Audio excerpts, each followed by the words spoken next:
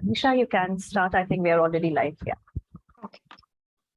A very good morning and a warm welcome to one and all present here for the webinar titled Gut to Womb, Recent Updates in Gut Health Gut Health for Maternal and Child Health and Health Communication for Behavioral Change. I would like to begin this session by introducing our very own dear Principal and Professor of Sir Vithaldas Thakursi College of Home Science, Dr. Jagmeet Madan.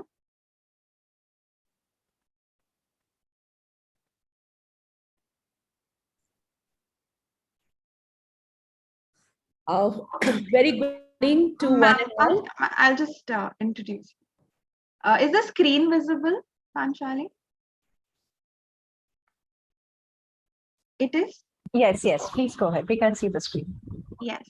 She's the director of SVT Research Consultancy and Collaboration Center. She's a gold medalist and recipient of Young Scientist Award and Dr. Ramanathan Award by the NSI Society. She's the recipient of prestigious International Research Grant Award, PNPG grant from American Academy of Nutrition and Dietetics. She's also been awarded Maharshi Karve Uttakrisht Shikshak Award in 2017. She's been the lead principal investigator of various international projects. She's also the mission leader of Joint Review Mission, Ministry of HRD, Government of India. She's on the national expert on the FSSI scientific panels and National Steering Committee of NetProfan FSSAI, Government of India. She's also a national expert working. She's also part of the National Expert Working Committee on Asian and Indian Consensus Statements and Guidelines on obesity, diabetes, cardiovascular disease, and physical activity and gut health. And she has more than 50 publications in international and national peer-reviewed journals and books. Ma'am, I welcome you to kindly deliver the welcome address. A very good morning to everyone. It's a very cloudy morning in Mumbai.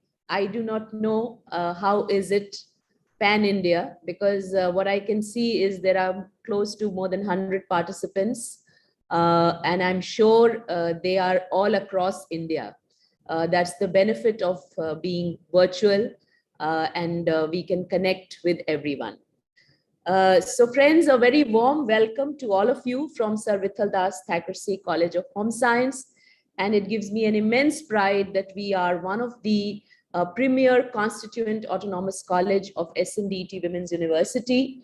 And we have a proud feather in our cap that we have celebrated our silver jubilee of our autonomous status.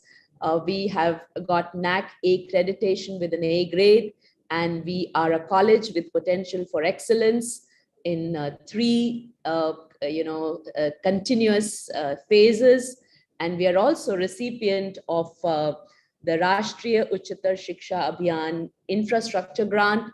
And I'm also very, very proud to share that we bagged the Best College Award of SNDT Women's University 2021. So with this kind of a backdrop, it completely reassures me that, we as an institution are committed to deliver quality academic deliberations. We are here to raise the bar in terms of academic standards.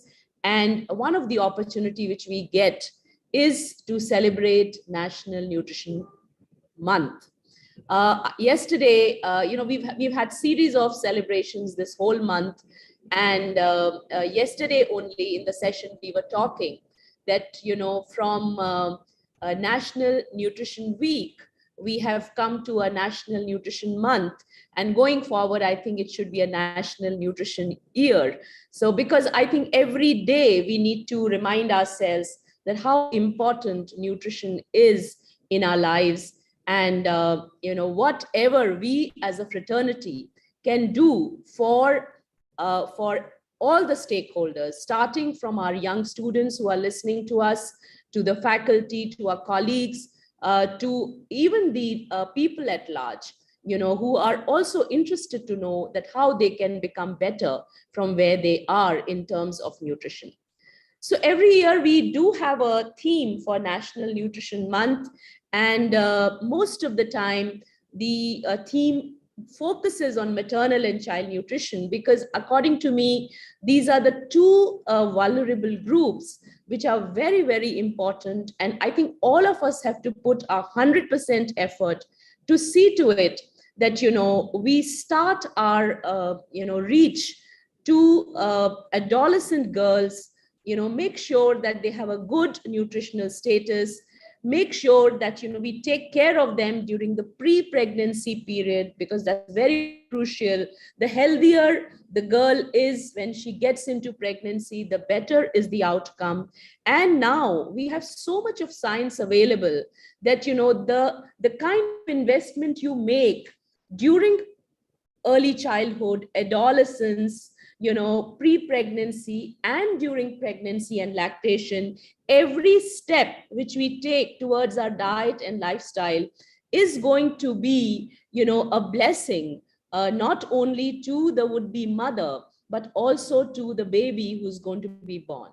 So we have our work of Dr. Yajnik, which completely shows that, whatever, any abuse which happens in any of these stages has long bearing, consequences. And, that's the seed of the future progeny. And today we know that, we want to have a healthy young India, where all adolescents, all young adults are healthy. They are not getting affected by non-communicable diseases, because some of our work has shown that in spite of the fact that they look normal, they have low BMIs, they have normal BMIs, yet they have lean obesity, they have sarcopenia, they have inflammation in the body. And all this, has something to do with what has been their journey right from the time of, conception to the delivery to the way they brought up to this stage. So I think as nutritionists, we are convinced that all what we can do at every stage of this lifespan is very, very crucial for our health and productivity, and especially, our, young kids, adolescents, and young adults. So I'm so privileged today that, we are collaborating with Nutrition Society of India, this Mumbai chapter, for celebrating this National Nutrition Week. And we are really honored to have them on board. And besides that, what is very special about this session is that, we have two excellent speakers who have been handpicked by our team to deliver, their keynote addresses on two very important topics. And the first topic relates to microbiome mom. And all of us, are completely in agreement that it is the gut, which is a seed for everything, which happens good in your body and outside your body. So I think COVID also taught us that our immunity is based on our gut health. And today there's huge amount of science to tell us that gut microbiome has its implication even, during pregnancy. And that's the science which is going to be unraveled by our first speaker, Ms. Vibha Hasija, who is a very dear colleague, an excellent person to interact with, and head of the department of a very premier institution, Nirmala Niketan College of Home Science, Mumbai. And after Vibha, we have another very, very eminent speaker from National Institute of Nutrition, Dr. Subba. Dr. Subba is again a dear friend, and I sit with him in the scientific panels, and I know what kind of expertise he has on health communication. I was very fortunate that, he agreed to be a part of this symposium. And I did tell him that, a major part of the crowd is going to be students and young nutritionists, so try to make it very clear as to how an effective health communication is conceived, is built. I think, like how we say, we may plan an excellent diet, but unless and until we deliver it, it has no meaning. Similarly, we may think of very important messages. We want them to reach to the vulnerable groups, but if we are not knowing how to have an effective health communication, our efforts can fail. And ultimately, all of us will agree, because we are looking at a behavior change. So that's something very, very important. So I'm extremely delighted and very excited to hear these two presentations and two eminent speakers. Thank you very much for giving me this opportunity. Thank you so much, ma'am, for setting the context for today's session. I would now like to invite Dr. Rupali Sen Gupta, the co-convener of Nutrition Society of India, Mumbai, to kindly brief us about some activities which are carried out under NSI Mumbai chapter. Thank you, Dr. Nisha Bellare. And before I start with the NSI Mumbai chapter, I would like to thank Dr. Jagmeet Madan, principal of SBT College, and also the faculty colleagues from this SBT College, who has done this collaboration with our NSI Mumbai chapter. Ma'am, we are fortunate enough to work with you in future, and SBT has always been in a prior role in working in all these activities. So before I start with the NSI, I would again like to thank to each one of you for collaborating with us. Thank Dr. Nisha Bellare, who is the Executive Working Committee member of our NSI Mumbai chapter. She's also a very proactive member. And thank you, Dr. Nisha, for making it happen with NSI Mumbai chapter. So I will just brief you about this, how this NSI existed and what are the activities we do and we have done in the past. So NSI establishment is in can you be in the first slide, Nisha? Yeah, NSI is established in 1967, and it is under the recognized Indian representative of International Union Nutritional Sciences through the adhering body of Indian National Science Academy, INSA, and Federation of Asian Societies. The society is mainly dedicated to disseminate the basic and the applied aspects of the latest research in nutrition, so as the various current status of the nutrition programs in the countries are being carried out. Can you go to the next slide? Next slide. Yeah. What we actually do, we have done the community outreach program in the past. Now also we are continuing with that. Many scientific informations through seminars and webinars and workshops we have disseminated. Publications are there in the nutritional guidelines, and training manuals also we have created to reach the unreached people. Next slide. Over the last 2 years, mainly during the COVID time, when we all were under this lockdown mode, our society chapter has taken this initiative to conduct various webinars. So 26 plus standalone webinars we have conducted, and so as other workshop series we have conducted. There were many scientific sessions through this online during this COVID phase. The Nutrition Mumbai chapter, Society of India Mumbai chapter has organized. Go to the next. So to tell you very proud enough that we have been given as one of the most active journal chapter award. In 2019, the best chapter award we have won. In 2020, the chapter appreciation award was recently given for the activities conducted mainly during the COVID times. Go to the next. Activities undertaken since April 22. I will just brief you out. World Day programs we have conducted. These are various of the flyers we have given. So with many colleges across Mumbai, those which are basically the home science colleges and where nutrition is carried out on a major role. Go to the next. So programs also we have conducted in collaboration to celebrate the USA Dry Pea and Lentil Council. Next. Mega Health Camp was organized in collaboration with MGM College, and this was in series we have done for a 1-week session. Go to the next. Yoga Day celebration, every colleges conduct, and with Nutrition Society of India, we do have collaborated, and all the colleges have done in unison with each other. Go to the next slide. World Breastfeeding Week activities also we have done in the various sectors across the central Mumbai. By various colleges and institutes from Mumbai, they have taken over this initiative to do this. Go to the next slide. Now, this is the Rashtriya Poshan Ma and we all are celebrating. All the colleges are celebrating in their own way. So there are various competitions, various workshops, various webinars and the seminars we have organized and we are organizing till the end of 30th September. We are in that geared up mode to celebrate this. Go to the next. Now coming to the main and the last slide of this NSI Mumbai chapter. For the students, basically, what are the benefits? There is a 1-year membership is there for rupees 500, and this you have to do directly online from the NSI website. Directly the payment, everything is taken care by the NSI headquarters. And what benefits you are going to get? The latest scientific updates.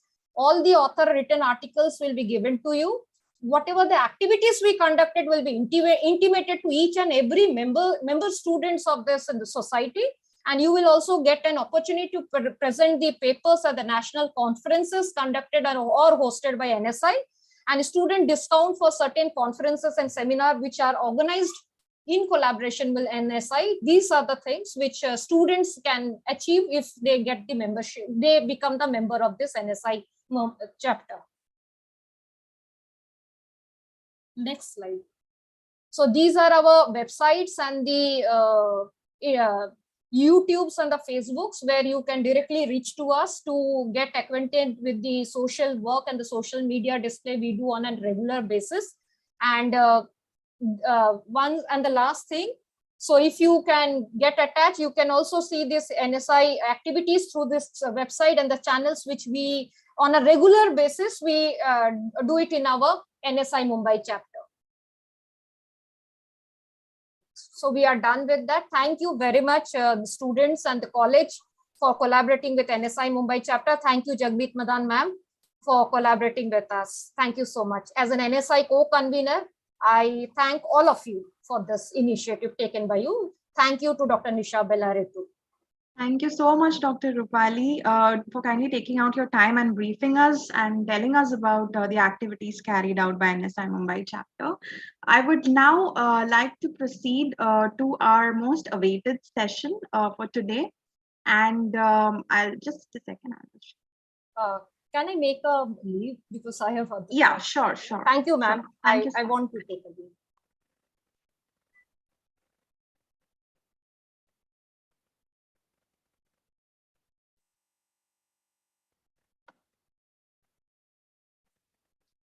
Is my slide visible, Panchali? Yes. Yeah. It gives me immense pleasure to introduce our guest speaker for today, Ms. Vibha Hasija. She is the Assistant Professor and Head of Department of Foods, Nutrition and Dietetics, Nirmala Niketan College of Home Science.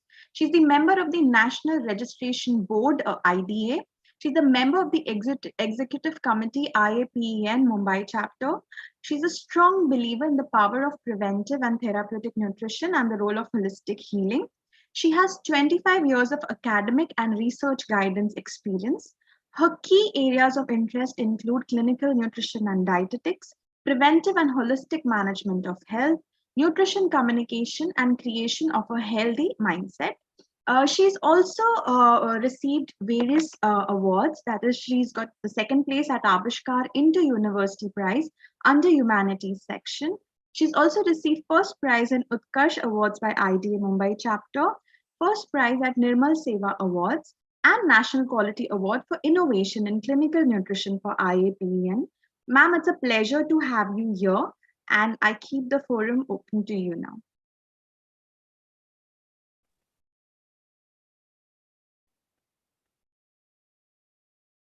Thank you, Nisha, for the very kind introduction. Am I audible? My Yes, voice is ma'am, from college. Thank you so much. So it's always a pleasure to come to SVT College, and it is with Madan. I just have a quick message for all the students of SVT here, that you have beautiful, wonderful leadership. with Dr. Madan's vision for the college and also the fraternity of the country as a whole. And you have absolutely wonderful teaching faculty. It's always a pleasure to interact with the teaching faculty of SVT. We are sisters in arms in the fraternity of nutrition. So beautiful faculty work that SVT is doing. So thank you so much for having me here. Thank you so much, Nisha, for organizing C here as a participant, and Dr. Panchali Moitra, and all the other colleagues of SNDT. I bring regards from College of Science, Niketan, Department of Food Nutrition Dietetics, and wishing each of you a wonderful National Nutrition Month. My respect to Dr. Subba, who is going to deliver one lecture here today. Thank you so much for your kind words, Nisha. So as I share screen, I would like to share. Yes, ma'am, you can.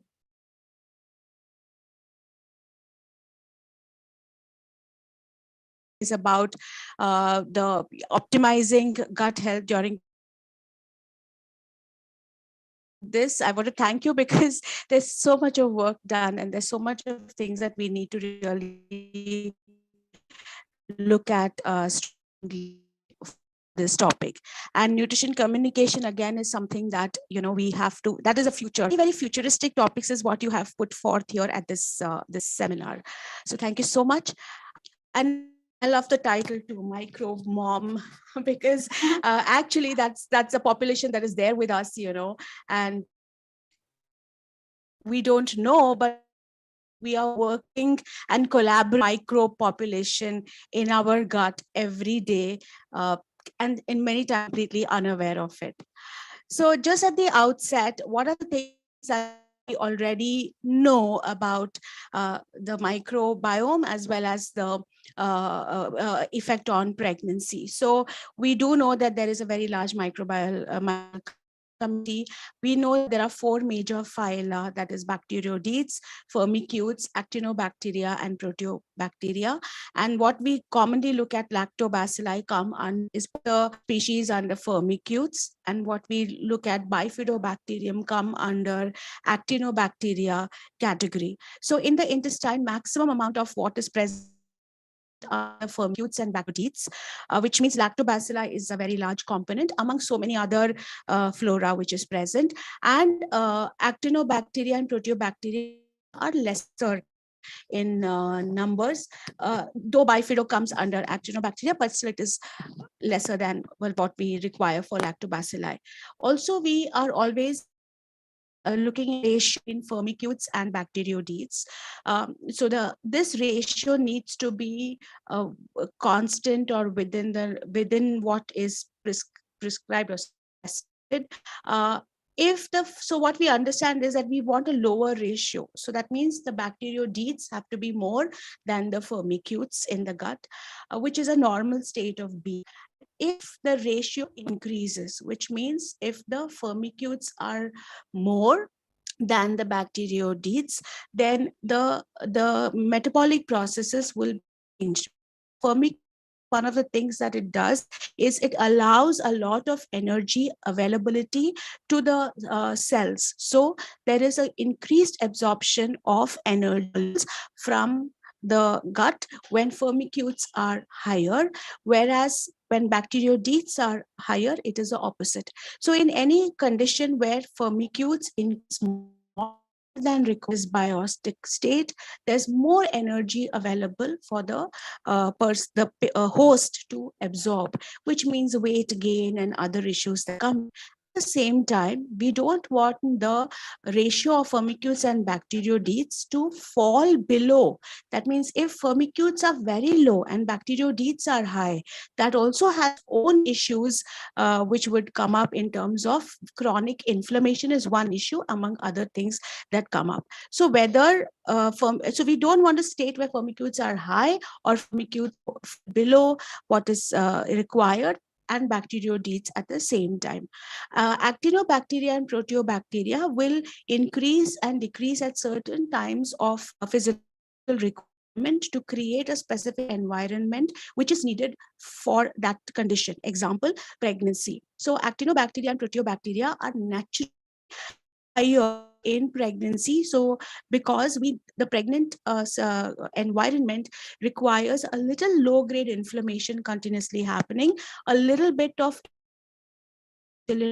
resistance continuously happening, so that there is a greater amount of blood sugar which is available in the mother. Maternal blood sugars are slightly higher, so that feed consistently getting the nourishment it requires.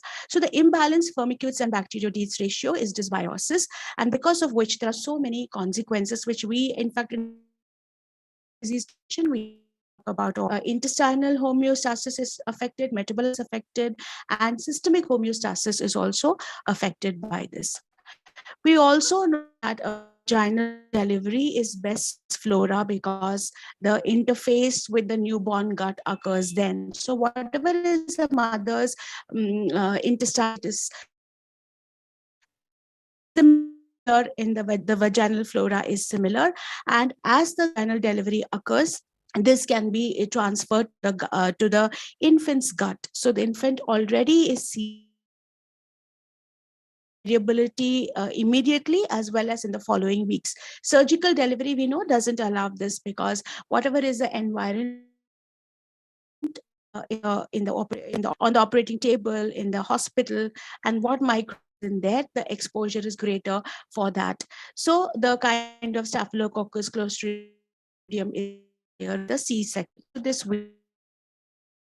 compromised pregnancy can occur when there is stress, antibiotic therapy, and infections. And in fact, work has been done with this, and where a mother who has an infection during pregnancy, it can change the firmicutes bacteroidetes ratio and other microbial.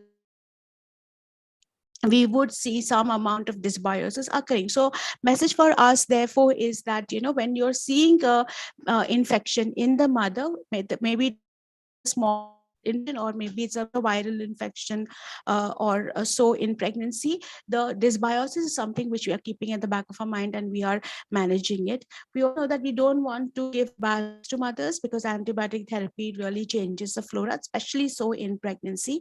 And stress is something physiological and psychological we want to keep low.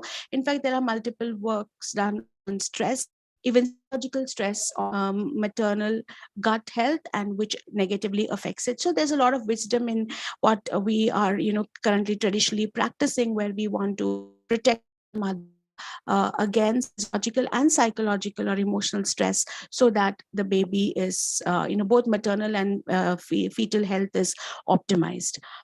Now, let's just look a little bit about, aspects before conception or preconception, or factors leading to fertility and conception. So just get a little bit on that. Now, so we are, when we look at the pregnancy microbiome, we look at the intestinal, yes, we look at the vaginal microflora, we also look at oral microflora, and we look at placental microflora, as well as pre-pregnancy we can look at endometrial microflora too. Usually whatever is the intestinal microflora are the similar kind of flora we find across, unless there is some other inflammation, for example oral infection or inflammation in which the oral bacteria is slightly different from intestine. So what we have understood is that when there is a dysbiotic vaginal microflora, that can actually impair fertility. So when we talk about pregnancy and people are wanting to look at conceiving and so on, and if there are issues, maybe this is something we can explore.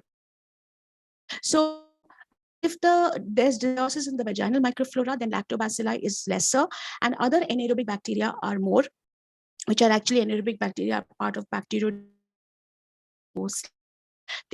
here, and this can impair fertility. And when we look at the developmental origins, it's very clear that whatever is the environment that can completely change or permanently change the body structure, that means the body size and structure, physiology and metabolism. And one large component of the environment that we see is the microbiota environment.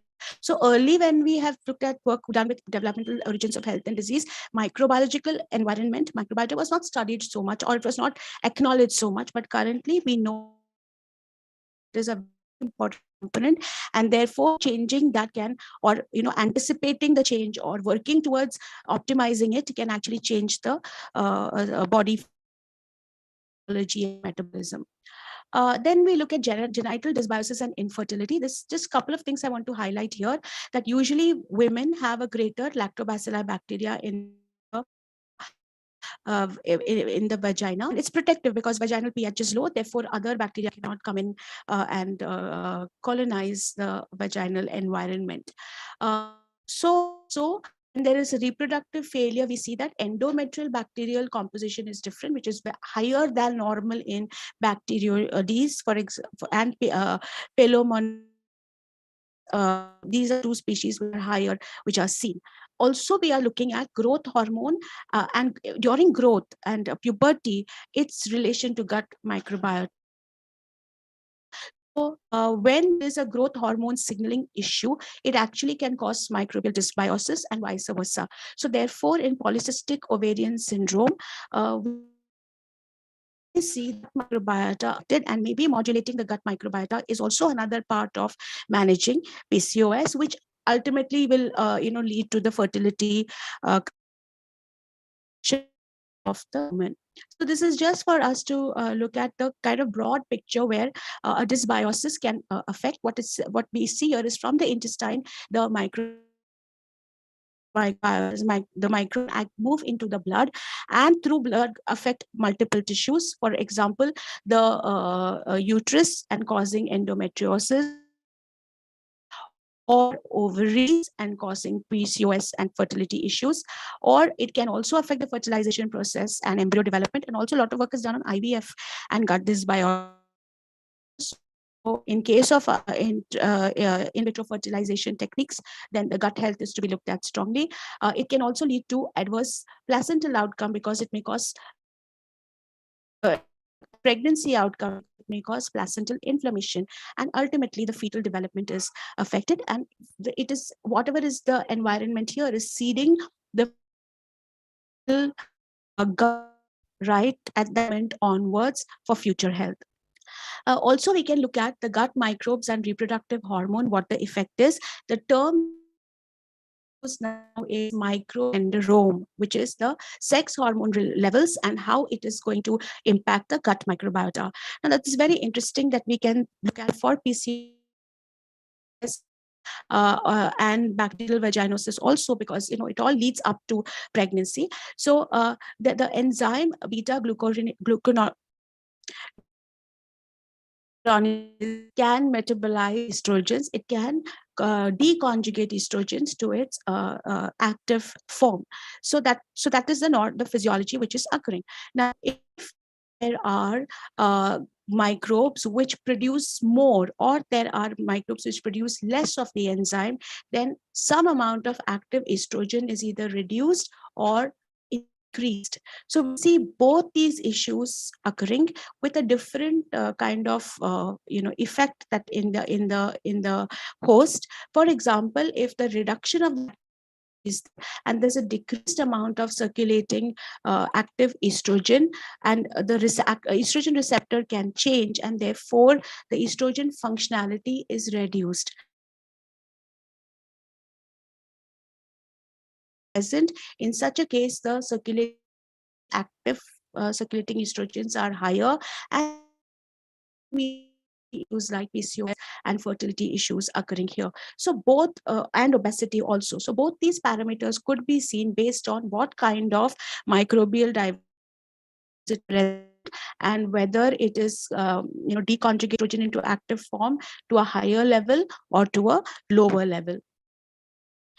We also see that in PCOS, if the exposure is for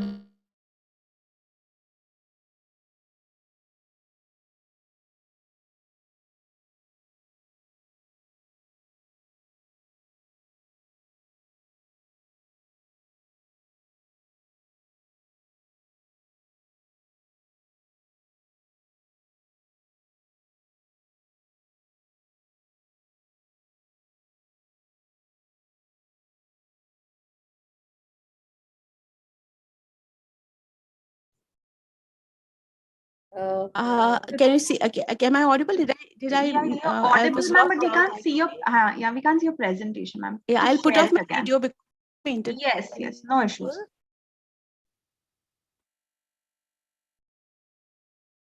You can see no presentation. No, Okay. ma'am, not So yet. all right. So Ma'am, what we not were yet. talking about was, Ma'am, we can't see your presentation. should I reshare? I'll reshare Yeah, the please screen. One reshare. moment. Let me reshare the screen.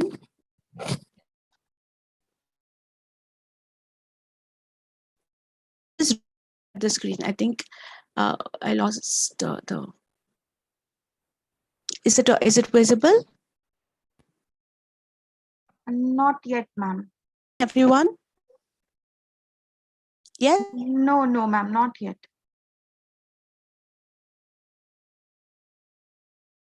Springs. Are you able to see the screen? Yes, yes, we can see it now, Vibha. Yes, ma'am, now it's visible. Thank you.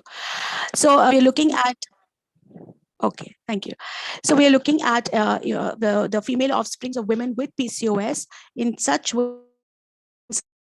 offsprings, we may see a change in the gut microbiota, and we may see a negative correlation between the alpha diversity and the total testosterone available. Now, alpha diversity is when in a particular host, the microbiome variation is what is studied. So the greater the diversity, the better it is.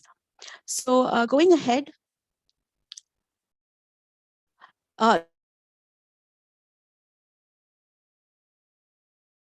see. So now if we look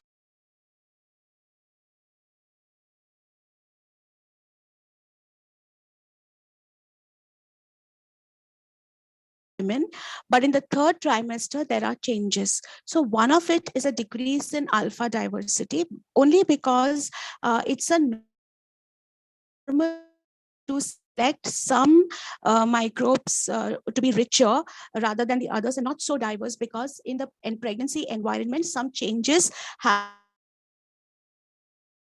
bacteria and actinobacteria phyla lower in a non-pregnant gut. In the third trimester of pregnancy, it is increased because, as we said earlier, the fetal environment will need some mild inflammatory state and availability of sugars higher, so that the fetus is able to get enough to grow.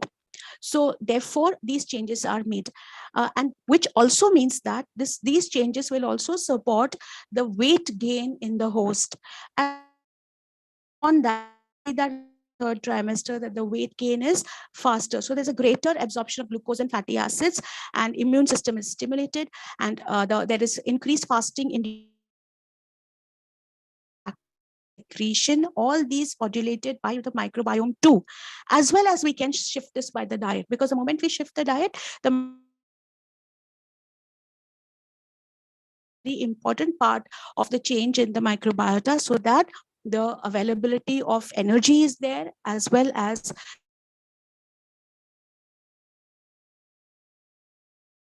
proteobacteria and actinobacteria in because of the kind of foods that are consumed. In such a case, the weight gain is going to be much higher. Then we look at some bioactive nutrients and its association with gut bacteria. So, for example, iron.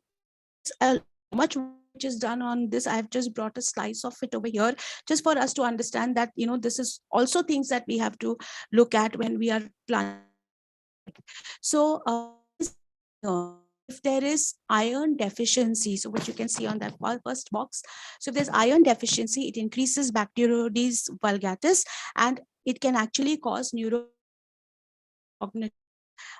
impairment for in the fetus, an iron deficiency. So this is another way that neurological development could be curtailed based on the kind of bacteria which is related with an iron deficiency. Similarly, bacteria synthesize folate. In fact, about 18% of our folate requirement come from bacteria, and if the bio enough of folate, or there is dysbiosis with a greater uptake of folate by the bacteria themselves, we would see folate deficiencies or low folate, and also can cause cognitive deficits. Magnesium deficiency itself was seen to decrease bifidobacterium in the gut, and we know we want a higher amount of bifidobacterium present, its beneficial effects. Whereas when the magnesium deficiency was corrected and supplementation was given, protective changes were seen. Bacteria is also to utilize zinc. So in any case of pregnancy where there is a zinc depletion, that means the maternal intake of zinc is not adequate and there is zinc depletion. In case if there's dysbiosis, then there's further zinc utilization by the bacteria and we see a greater deficiency. Also, if there is deficiency of zinc, it can lead to intestinal cell wall inflammation, and it also changes the host microbiota composition. So it's a cycle where the dysbiosis causes a zinc deficiency, and zinc deficiency further enhances the gut dysfunction. So zinc is a nutrient that we can clearly look for in pregnancy and ensure that the recommendations are achieved.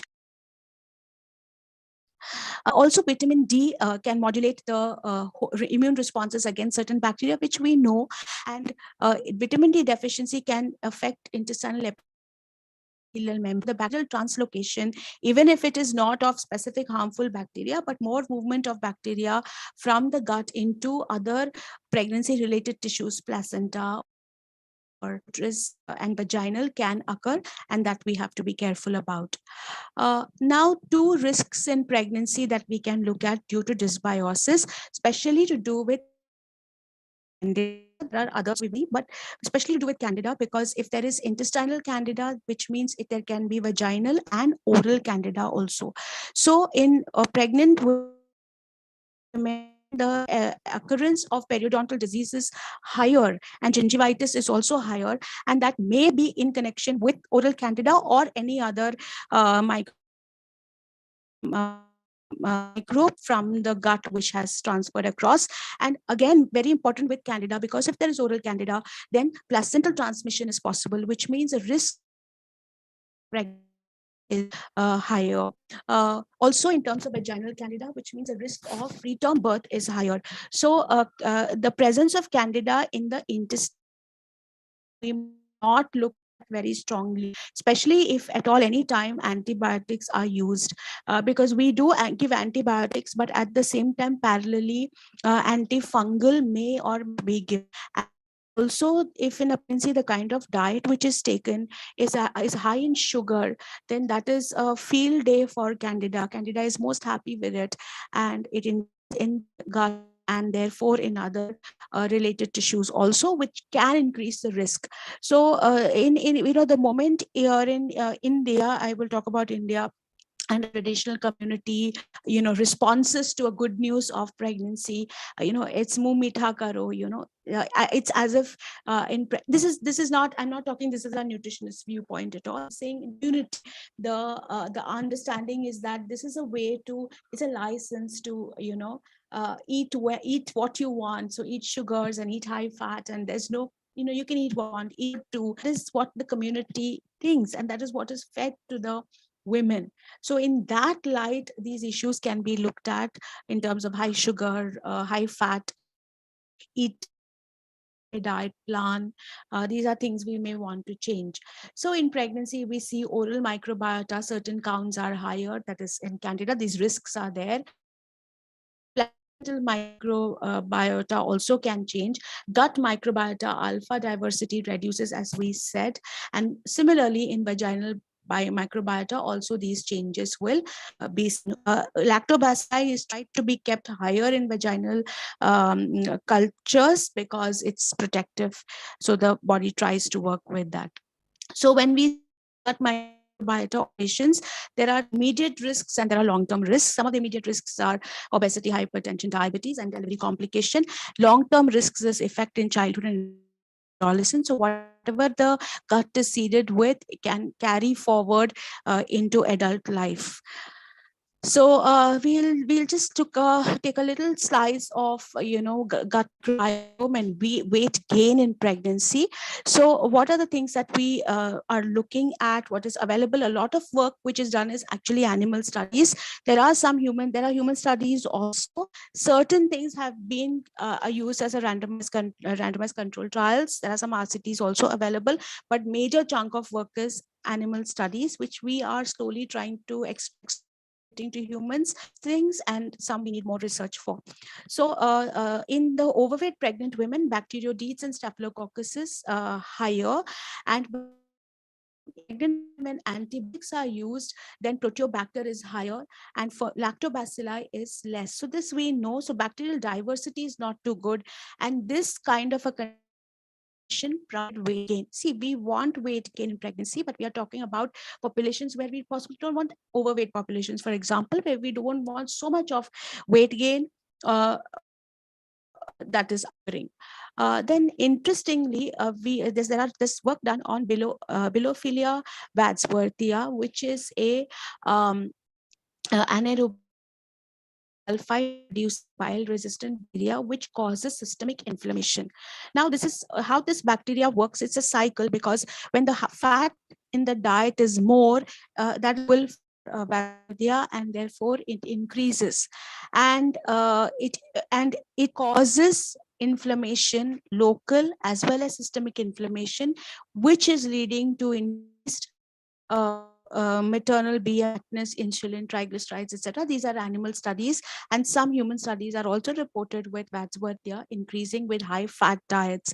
Again, coming to, if you want to optimize diets for pregnancy, the fat, we plan for the fat and the right kind of fat. Okay. Also, interestingly, omega plant protein intake, when it was increased, it led to a normal weight. So it increases ruminicoccus populations, and that associate more normalized weight or not a very large weight gain seen. Then we look at role of gut bacteria in the pathology of GDM. We're talking about this because our population's numbers are rising. The risk is also rising. So therefore, it's good if we can do something at a preventive level, maybe preconceptual, and following them through the initial stages of pregnancy, so that we don't see GDM developing.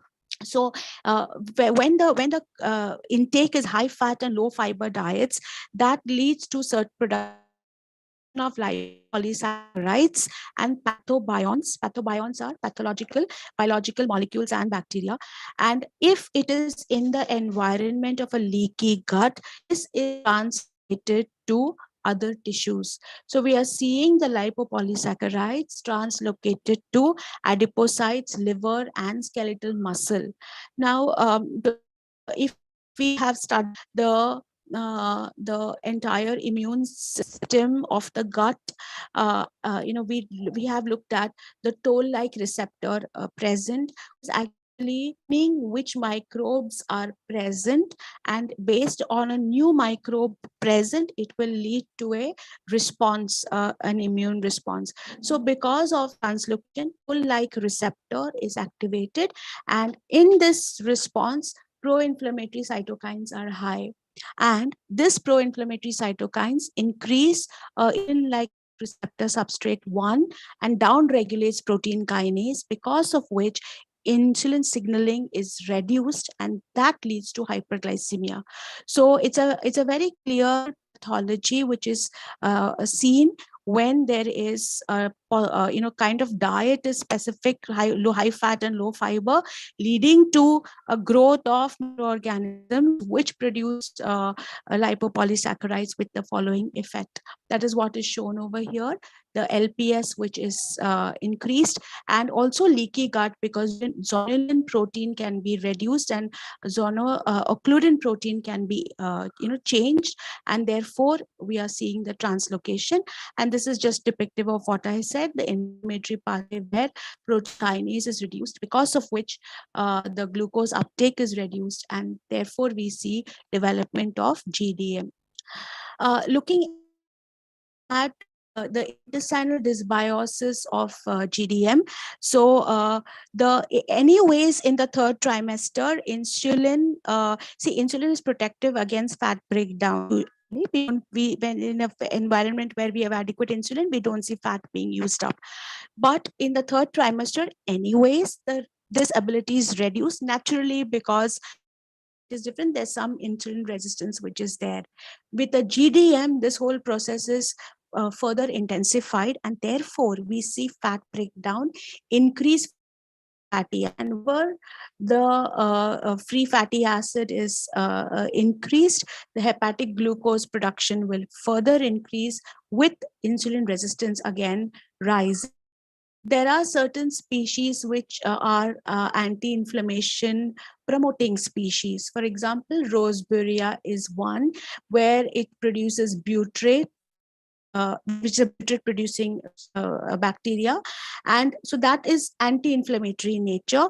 And we are also seeing an increased ratio, meaning bacteroidetes are higher, anti-inflammatory products also.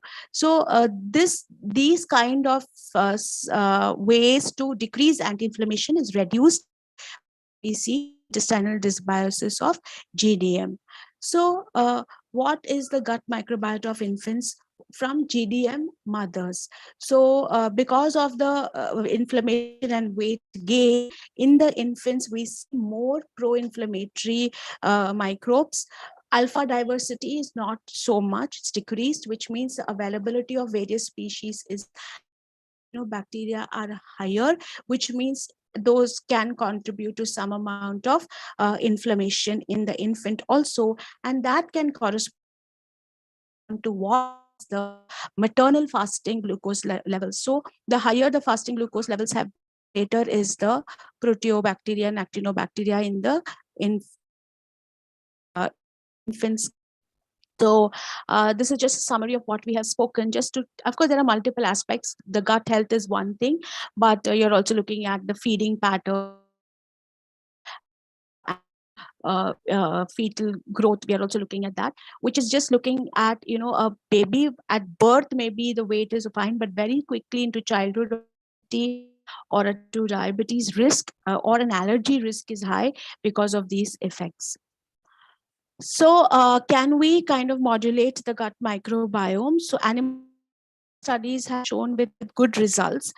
In humans also some studies have been done, especially with VSL3 probiotic. VSL3 is a good 7 microbes with giving the diversity, which is used in ulcerative colitis and also for peptic ulcer. It is a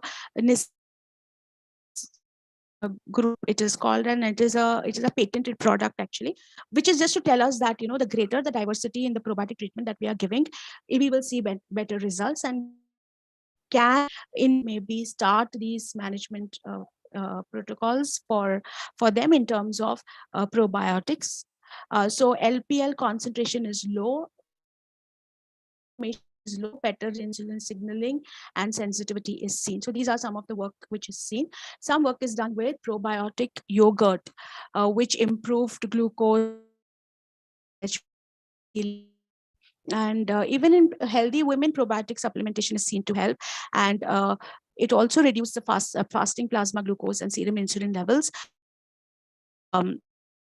Better the insulin resistance in the pregnant woman. So this is some of the work that is looked at.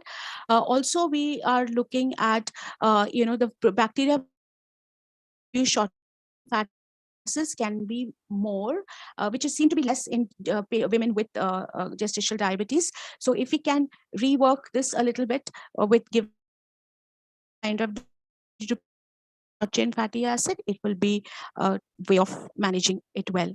The next we can look at the role of gut bacteria and the pathology of preeclampsia. So as you can see in the figure, that the dysbiosis is leading to immune system disturbances, intestinal barrier dysfunction, and placental inflammation. That is what is responsible for the preeclampsia. Partly there will be other factors also, but this is one of the factors which we are looking at. So dysbiosis and preeclampsia and we may want to see some interfaces for this. So what we would like in the gut is more acetic acid and more propionic acid, because that is going to lead to production of butyric acid. Or we want the microbes which produce butyric acid, because it balances out the gut very well. It is anti-inflammatory, and seeing angiogenic are in the placenta happening well with the butyrate which is present. It also is antihypertensive and cardioprotective. So, and in animal studies, presence reduces blood pressure. So currently we are exploring, groups of bacteria which can produce more butyrate, lactobacilli, bifidobacteria, Muciniphila being another. Muciniphila produces acetic acid, levels are high in it, which converts to butyrate. So these are some of the work which has been done with positive results. So also from food, we can see that milk-based probiotic products are associated with reduced preeclampsia. And if you look at non-pregnant women, also milk-based probiotic supplements are linked to lower blood pressure, and also seen with a beneficial effect in late pregnancy, looking at a reduced risk for eclampsia. So some possibilities we can look at, because we would see, in a pregnant woman, we may have this kind of a counseling done, which is going to may help in preventing the development of either GDM or preeclampsia. Also, to place on record that maternal dysbiosis has an effect on cognitive development and neurodevelopment. I've not put a lot of material here because it's a lot, actually. So much work is done. It's great. It's a lot to assimilate, but just to show that this is also something that we look at, that if there are micronutrient deficiencies in the mother, so many times when we plan for pregnancy, we plan for macronutrients. Usually, but as students, many are students here, so planning for adequate micronutrients very, very consciously, and seeing that it is achieved and taking that ahead into practice, important, because it is going to change the maternal microbiome, and that leads to cognitive deficits possibly. It is also associated with development of various behavioral disorders. One example is anxiety is one. Such correlations have also been seen with schizophrenia, for example. This is to do with maternal very consumed.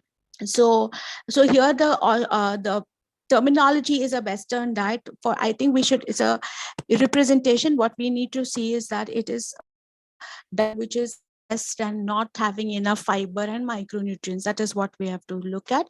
It causes increase in firmicutes and decrease in bacteroides and bifidobacteria, and therefore certain cognitive issues, emotional problems, ADHD have been identified. Whereas on the other hand, mood disorders are seen to improve in offspring. So in the healthy pregnancy, we see this is what we have just kind of talked about. So I've just put it over here as a summary, where we are looking at bifidobacteria and alpha diversity, and in each of the conditions we see higher. You can see that bifidobacterium is low in almost all. Akkermansia is another beneficial, which has anti-inflammatory effects. In fact, specific probiotics with Akkermansia are available and being developed also, and going to give a mixed probiotic, whether Akkermansia is there or not, or bifidobacterium and others which are suggestive for beneficial effects are present or not. We can. What do we how do we take this forward? So right now we need more research, especially in the Indian context. I'm thinking that all of us practitioners, we look at dysbiosis strongly. We don't have any screening tool actually for dysbiosis, or maybe not part of history we take. I'm just proposing, I don't know, okay, maybe we are doing, some of us are doing it also, but if we are looking at an education, then taking or assessment, dysbiosis assessment is something which we should do either preconceptual or during pregnancy, or if they come with any complications, or we can do. vigilant screening, because maybe we can develop a quick screening tool for dysbiosis, some list of symptoms available, and that you can for hydrogen breath test maybe, or a stool test with specific flora identified. So and therefore those of us who are saying putting together the diet with giving the fuels for a particular bacteria is what we can specifically look at. So more risk, and we can document also, and of course globally also research is being done a lot, and very soon in that. So most of the work I presented are all 19 to 22 actually, because that much years, which means work has been going on possibly from 15 16 intensified here, and in the future we will see more solutions coming up because people are working for it, but we have to be vigilant that we are there to take the solution when it comes. Preconceptual nutrition counseling and doctor dietitian interface, or doctor dietitian or gynecologist interface is to be stronger, because I mean, if you just take a general recce, I doubt maybe a 10% of the not a hospital practice I'm saying, but general local practice, non-hospital based practice, maybe 10% may refer some patients to but that concept is not there. Preconceptual nutrition also, the concept is very less. So rectifying the intestinal biota, microbiota before pregnancy or start to plan maybe things we can look at.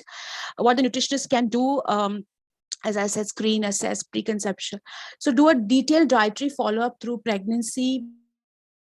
We are planning the diet differently. We design the diet to nourish the bacteria. We need a lot of innovation, maybe designing new fermented products. One of the traditional fermented products, can we kind of make it more accessible to people, so that people are consuming it on a regular basis, especially pregnant women.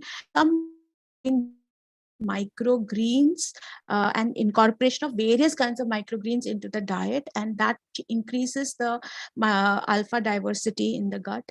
So the look and lifestyle, that is stress and physical activity, all of that needs to be looked at. So doing a very understanding this more, what micro is a helper. I'm saying in very late term, but is a helper for many other pathological bacteria. So if there's sugar available, E. coli will be more, and it will modulate responses like that. Whereas if you want lactobacilli and bifidobacterium, we know it's the robust, wholesome filled.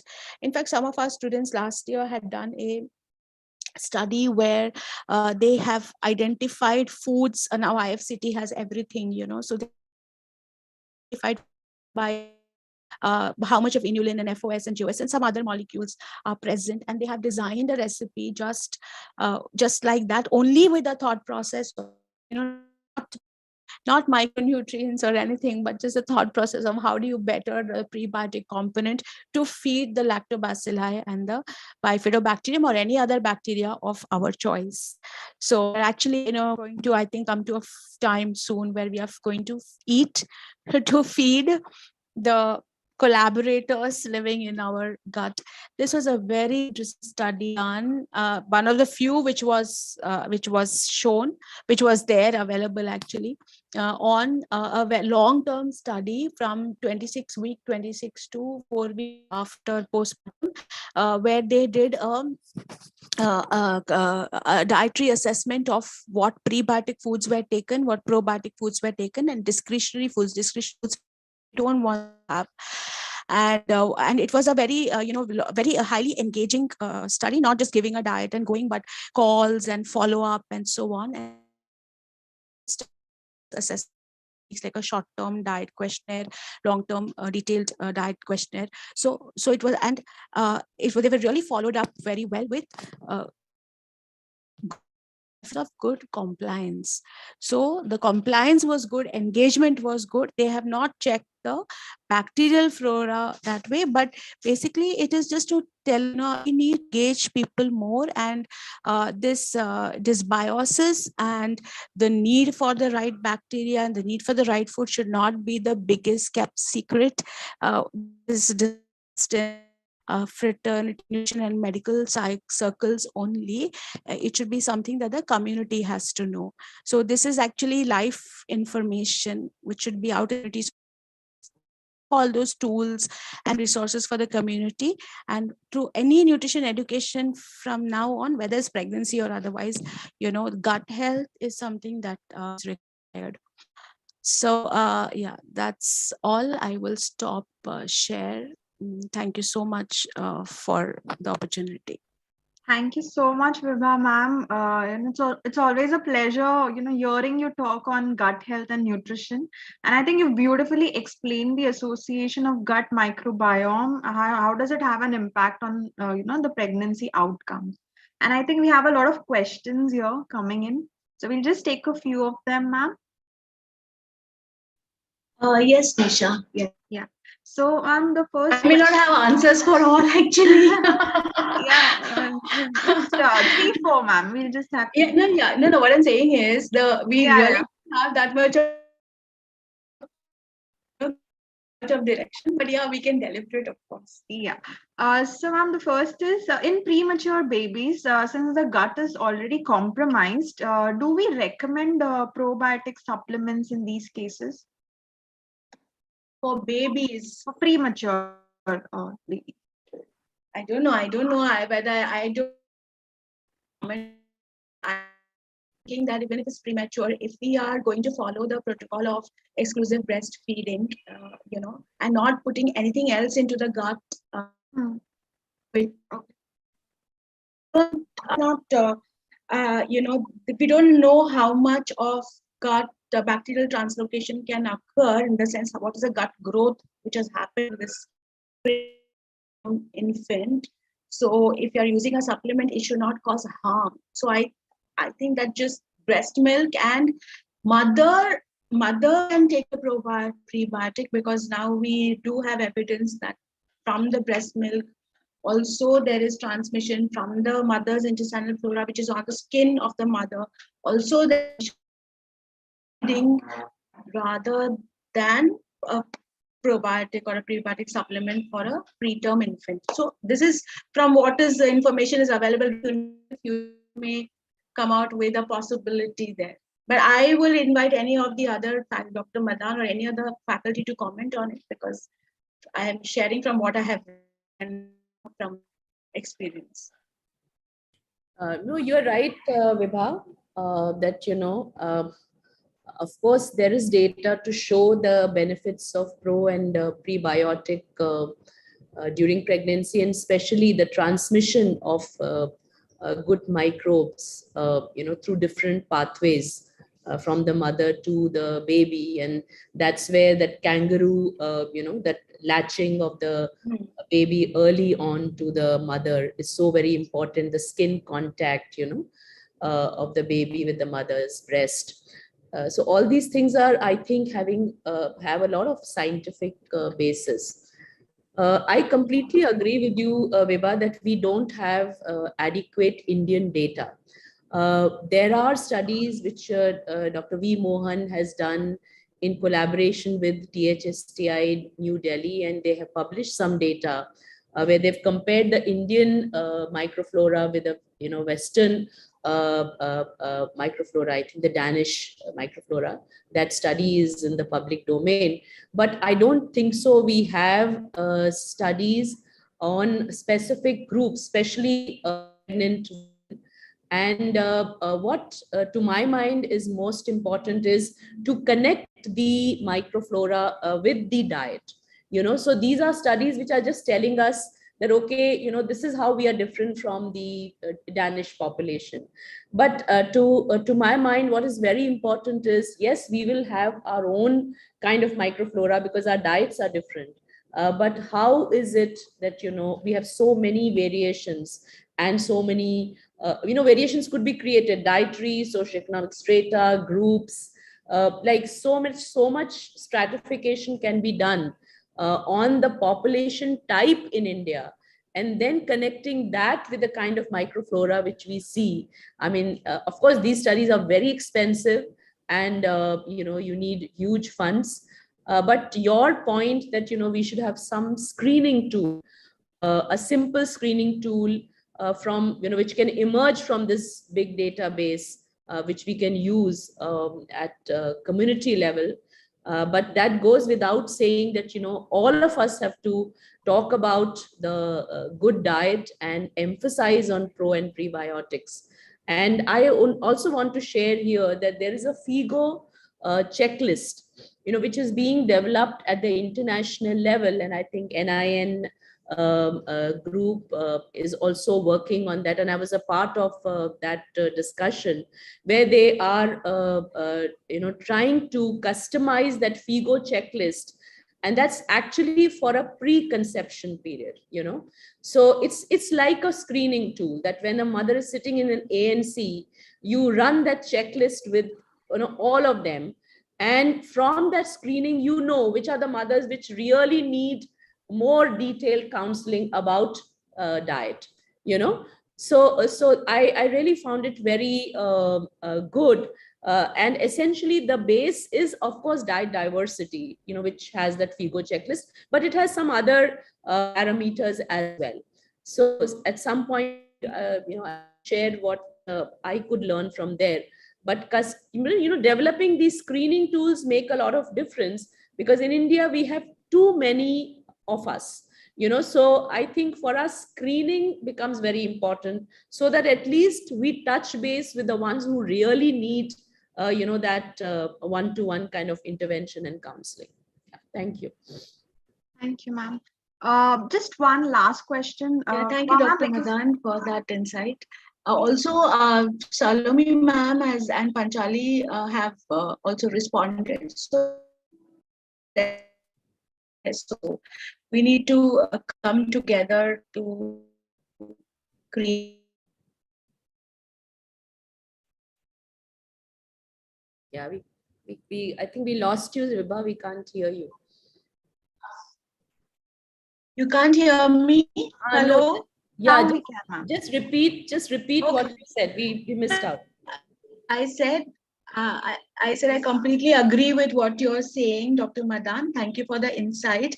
Screening tools, again, is something we have to put together, because we're not paying attention to the kind of diets in much detail. We don't have a screening for that. We don't have a screening for dysbiosis also, or possibly the kind of. Absolutely right. Beautiful. Thank you for sharing that.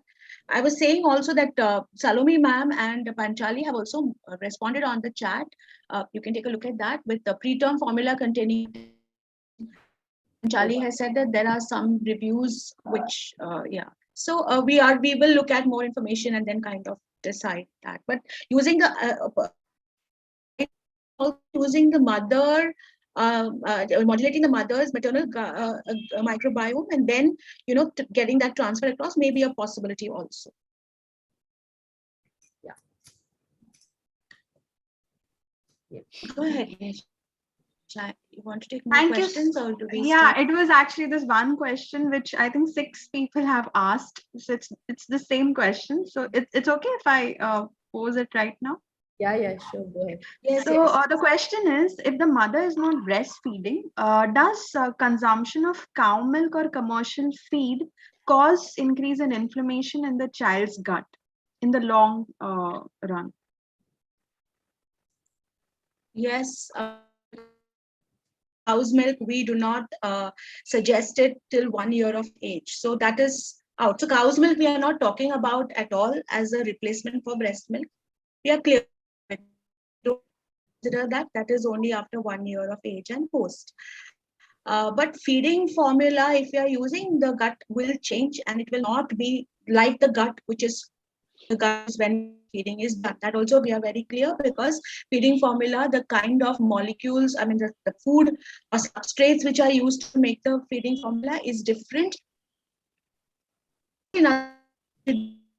it's not like completely like breast milk. It cannot have the immunoglobulins. It cannot have the galacto-oligosaccharides. So there will be a wide differentiation. So I think the community and us, we have to, accept it, and maybe then look at what we can do to compensate, because there will have no other choice but to give the formula because they are not producing milk. I mean, any other way we have to handle it. All of us as nutritionists agree the there is wants to work or it thinks it's too tedious. Those are definitely not reasons why we don't give breast milk. That exclusive breastfeeding for 6 months and then beyond is on. But there is of women who cannot use cannot feed, then they may have to use formula, and in such cases if they have to use, then we are gut health, and maybe when the complementary feeding starts we can make sure that we are giving food such prebiotics so that the gut health is better. And feeding by formula is done, at that time also we can transfer microbiota actually by skin also. So the mother is taking care of her gut, and that will be when you're touching the baby and so on. That time also there is transfer actually. So if you are able to see,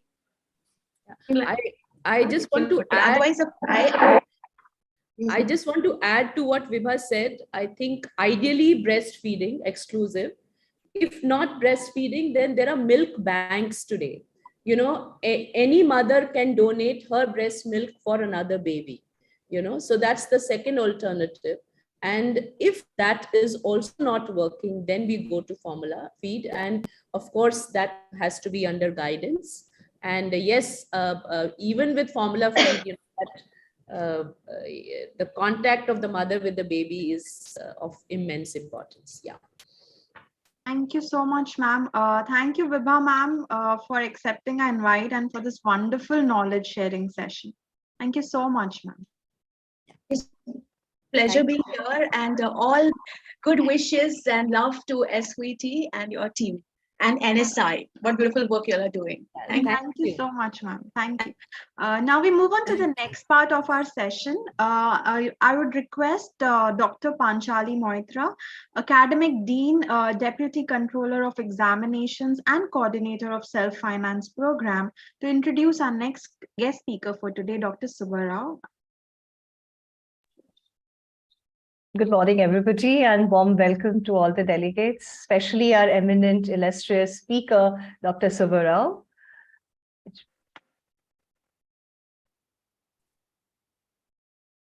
Yeah, thank you so much, Nisha. Good morning, Dr. Rao. I hope you can hear us and you have been around for some time, so I'm sure you're enjoying our discussions around gut health. Now we're moving on to another very interesting topic that all of us are looking forward to listen to you about. He has an illustrious CV, so I'm just going to talk about a few things which I think should stand out and which our students and our delegates should know about here. Dr. Rao holds a PhD in health communication from University of Hyderabad. He has been an international fellow at Johns Hopkins Bloomberg School of Public Health in USA. He has been an international invitee and fellow at the Summer School of Risk Communication at Technology University of Dresden, Germany, and International Union of Nutrition Sciences. He has been felicitated in several functions and conferences. He is a fellow of National Academy of Agricultural Sciences. He has received V.N. Patwardhan Prize for Excellence in Nutrition. He has also won Mid-Career Award in Nutrition Exhibition and Behavior Science section from American Society for Nutrition. He has several publications, including books to his credit, and his specific interest lies in nutrition and food safety communication. We also believe with you, sir, that health and nutrition communication can indeed bring about sustainable behavior change, and this will require integration of individual, interpersonal, and community stakeholders coming together. So thank you so much, Dr. Rao, for your time, and we look forward to listening to you.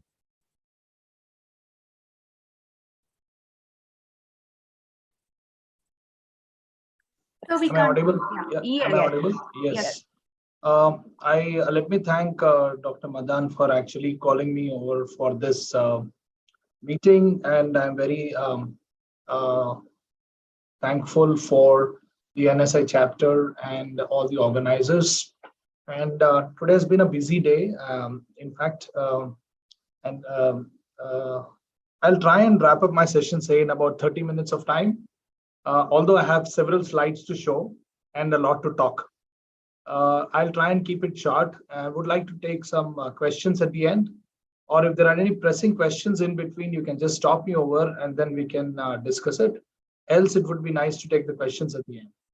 And I'll try to share my slides.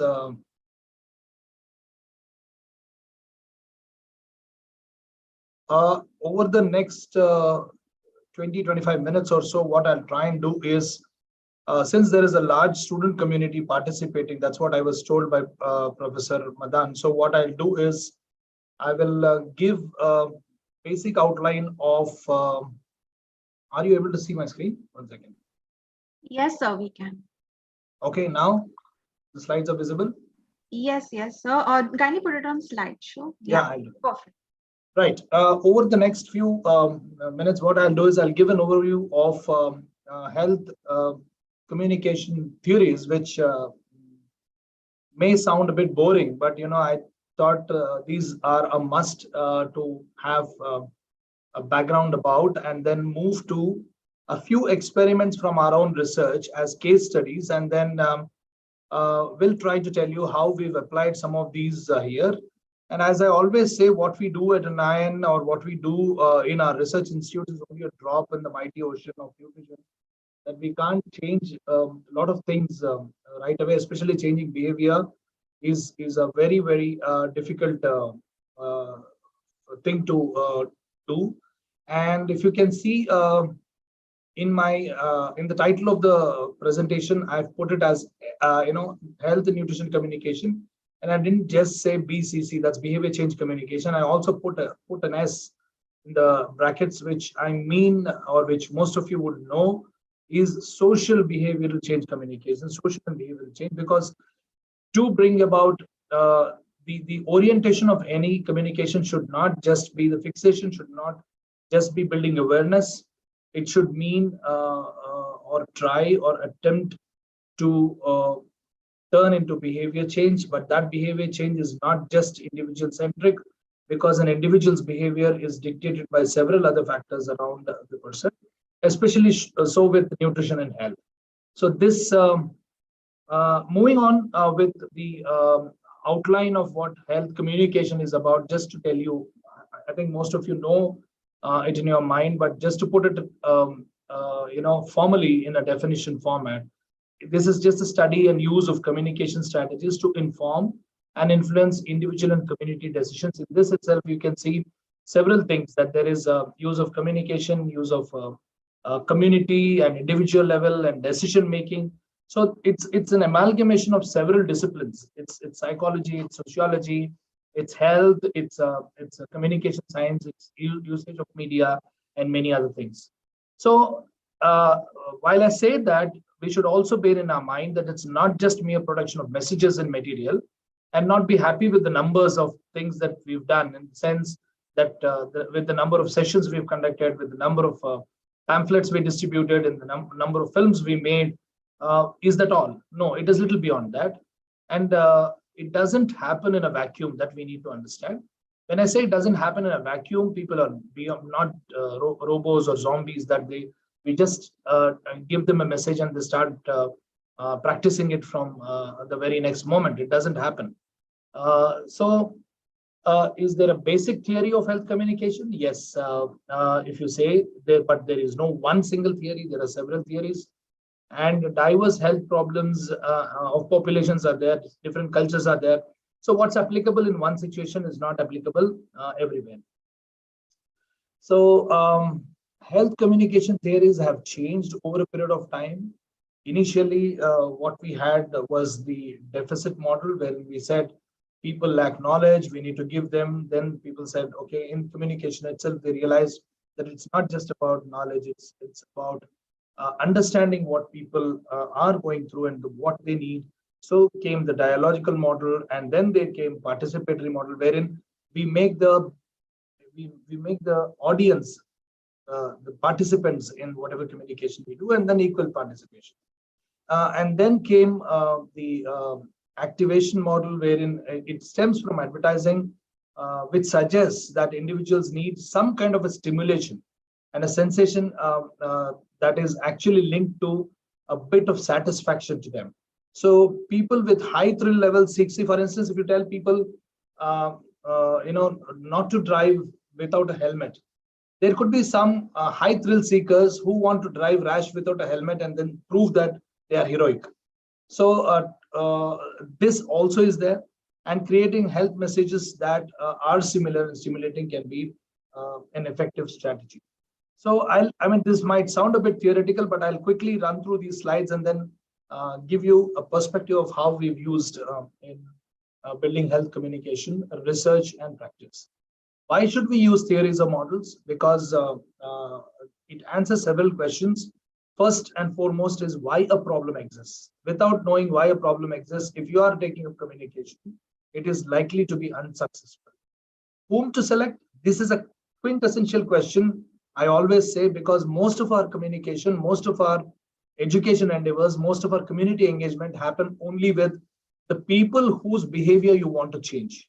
So we assume that, say, if you want to make an adolescent girl know about preconception nutrition, you tend to aim only at the adolescent girls and then say where to intervene with them. Is it in the schools? Is it in the community? Is it in the health centers? Or is it in the group? Is it in the village? Is it in the urban area? Or is it with the adolescent groups or peer groups? But beyond that, an adolescent girl's behavior is shaped by several factors.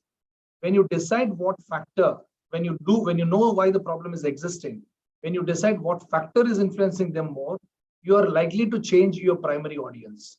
So to change an adolescent girl's behavior, perhaps you may need to intervene with her peers, or maybe you may need to interfere with her family. So intervene with her family. So the family could be the primary audience. So whom to select also is a quintessential thing that we need to know, and that can be guided effectively through theories and models. And what to know before taking an action, how to reach the people with impact. This is very important to know, and what strategies are likely to cause a change. So theories help you build all these things. There are several key concepts. The older approaches try to persuade individuals to change their health behaviors. The newer approaches try to create an enabling environment. That's why I said, social and behavior change, which is very important. And newer approaches consider more than just an individual behavior. And how that is done will be shown in the examples later. So let's quickly browse through the core theories. If you take the core communication theories, they can be slotted into 3 levels of change. If you need to change the behavior of an individual, you need to work at the individual level, which is largely psychological and targets the personal behaviors.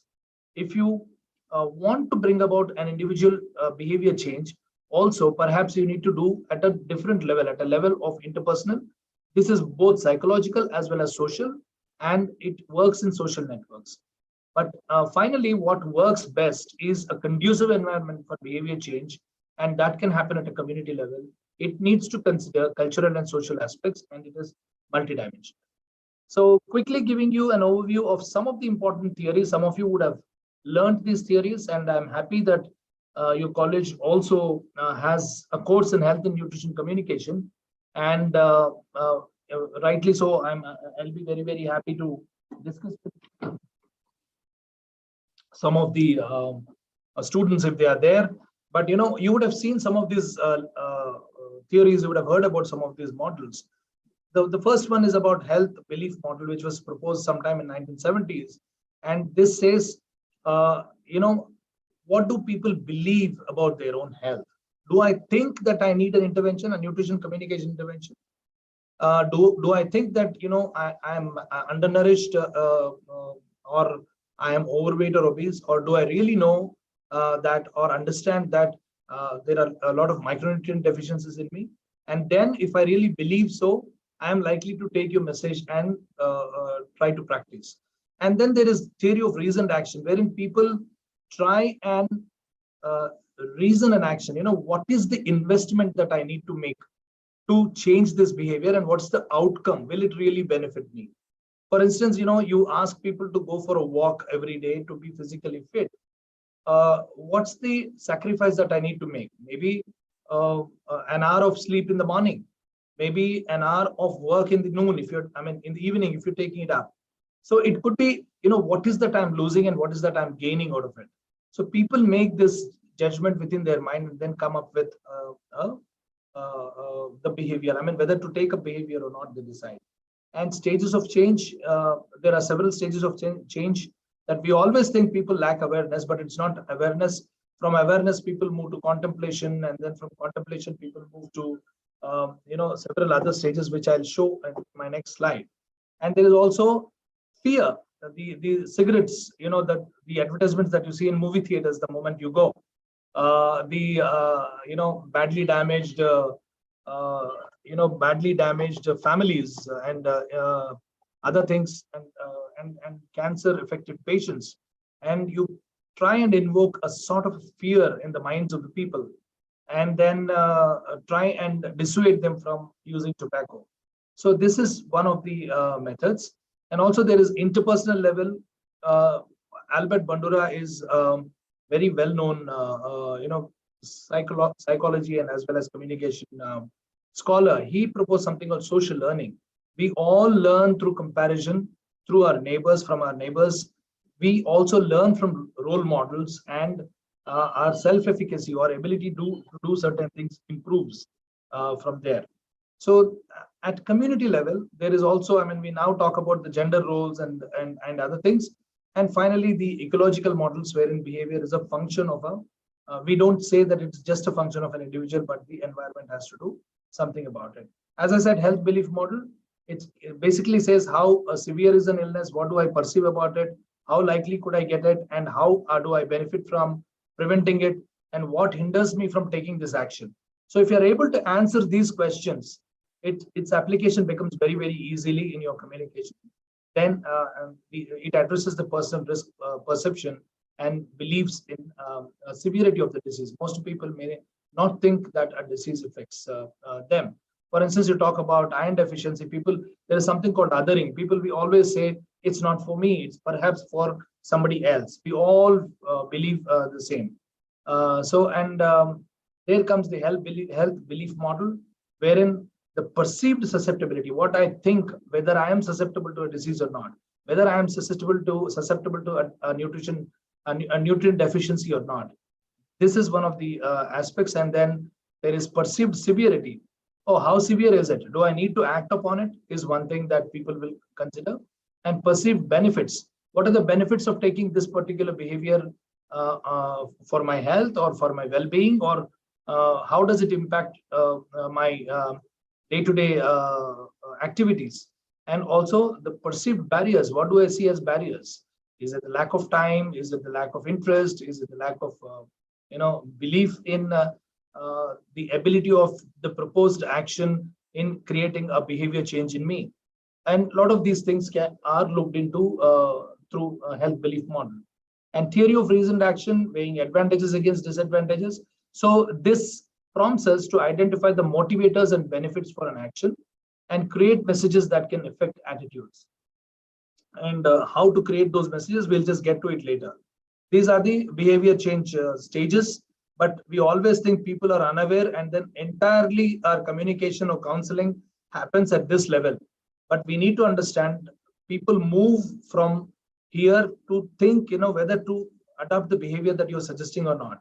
And then they prepare for that, and then they act upon it. It is not enough if they just act, but once they act on a particular suggestion, that behavior, the practice becomes a behavior if it is maintained or sustained for a long time. People may drop off at any stage, or to assume that entire group of people that you are addressing are only at contemplation stage or unaware stage, it is not sufficient.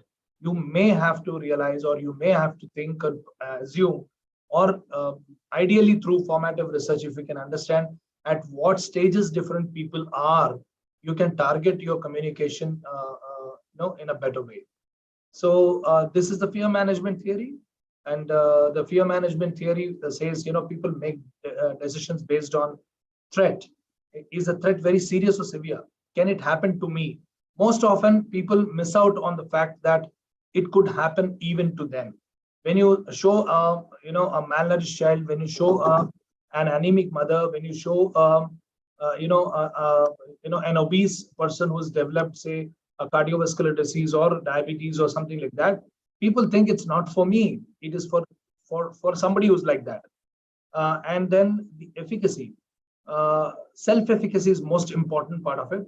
The response, can I do something? Can I do or can I practice the behavior that is being suggested? Or what are the issues that are hindering me from doing this particular thing?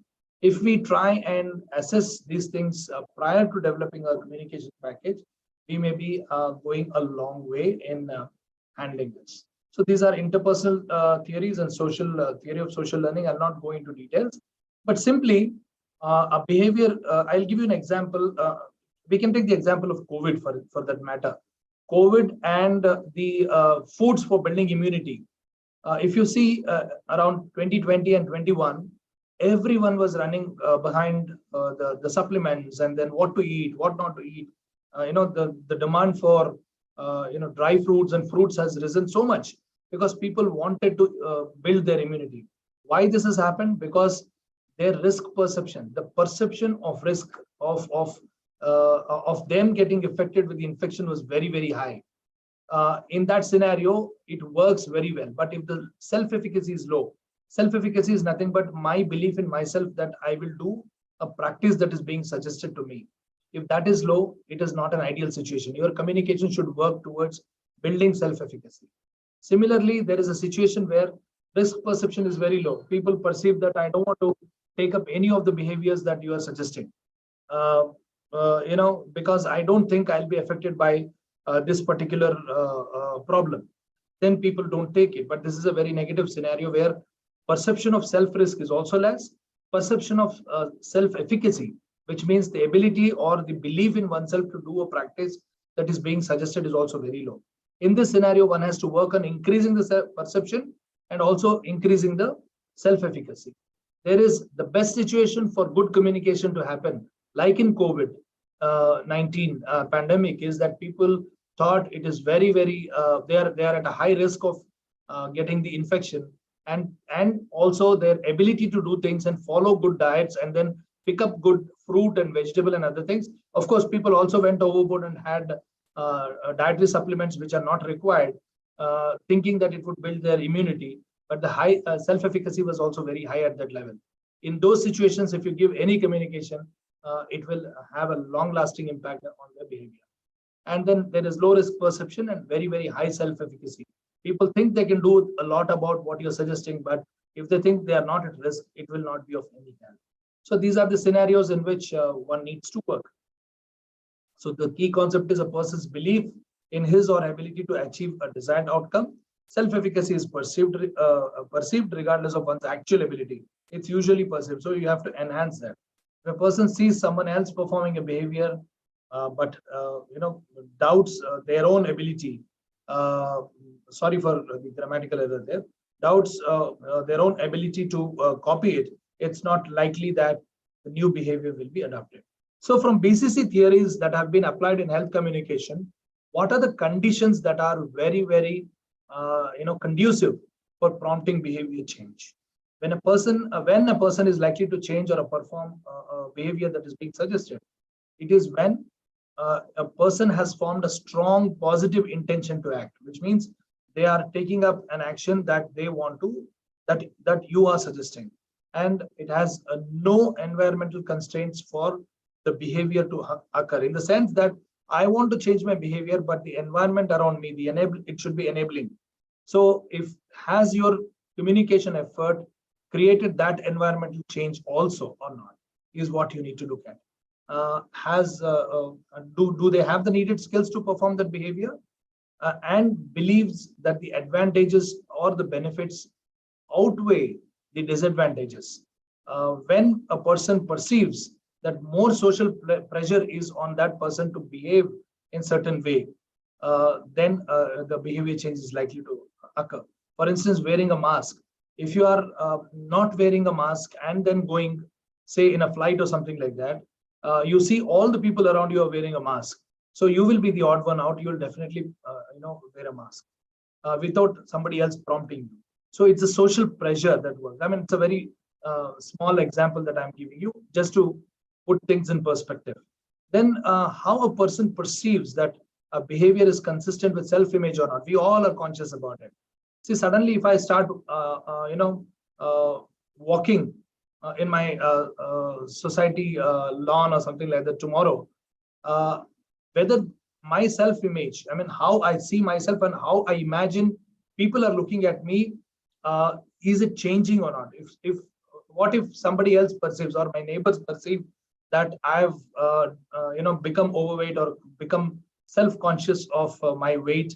Or what if they perceive that the doctor has suggested that I need to take a walk? Or what if they perceive that I have something like diabetes, which I want to keep in control and I'm walking or reducing sugar? So is it consistent with my image of myself and my image that the others, I think, hold of me? So we think on those lines. If it is actually elevating our image in terms of what people see, then we are likely to practice a behavior. So whether a person reacts emotionally or more positive than negatively, then the behavior is likely to be performed. Believes that he or she can execute the behavior that we are saying when the self-efficacy is very high. So this is the theory aspect. Now I'll come to the nutrition aspect of how to apply health communication onto behavior. So if you see the context of India today, you see the life expectancy, and the current life expectancy has still increased. This is only from 1990 to 2060. Why did I choose 1990 as the year? Because 1990 we became economically liberal, and as a country we've involved or we welcomed foreign investments and other investments, and our country has shown tremendous economic progress since that point. And fortunately or unfortunately for us, with the economic progress, we also have the nutrition transition, which was set in at that time. And then we can see as the economy is improving, the nutrition transition is also improving. So if you see at 1990, post 1990, within a span of say less than 3 decades, we've seen so much of 2 decades, we've seen so much of improvement in life expectancy, and the same has now, improved little further. The average life expectancy now is 70, with women always having higher expectancy than men. The many things like including economic well-being and also economic progress, and then healthcare facilities and food security, a lot of things have helped in this. But at the same time, between these two phases, if you see the transition of what is impacted, what has affected most people's health, the red part of the diagram, if you can see, in 1990s, it was largely communicable diseases, maternal, neonatal, and nutritional diseases. But that eventually has moved to, within a span of less than 2.5 decades, you can see that it's the non-communicable diseases which are taking a toll on our people. So if you see that, the transition is very, very clear. Of course, both maternal nutrition and nutritional diseases also have something to do with the way we eat our food, but communicable diseases were also very high around that time.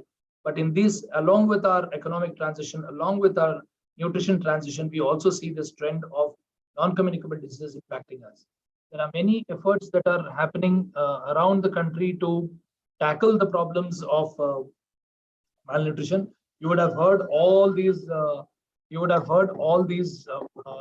terms several times, but there are a lot of challenges in nutrition communication.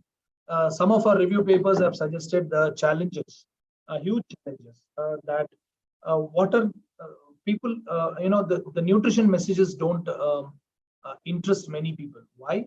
Because the outcomes of your nutrition or good nutrition or healthy eating are not immediate. Like a cough syrup, if not reducing your cough, can at least put you to sleep. The impact is immediate. If you take a paracetamol, if you pop in a paracetamol, perhaps your fever will come down immediately. It's easy. But if you tell people you eat balanced diet, you might not become overweight and obese, or you may still maintain your good health, or your nutritional status will be good. Then the outcomes are not immediately visible or not tangible. So that's one of the reasons, and it makes eating and living very complicated. All of us, despite being people in the field of nutrition, we hardly think even twice before we select our food, because for most of us it's the availability, more than availability, it's the taste which is the biggest driver of our food choices. So we go in for food choices by taste, or sometimes by status. So there are several factors which impact your food choice, and that's the reason why it makes living very, very complicated. And it always talks about a behavior change, means perhaps you're not having your food really well, your diet is not good, you may have to make this alteration.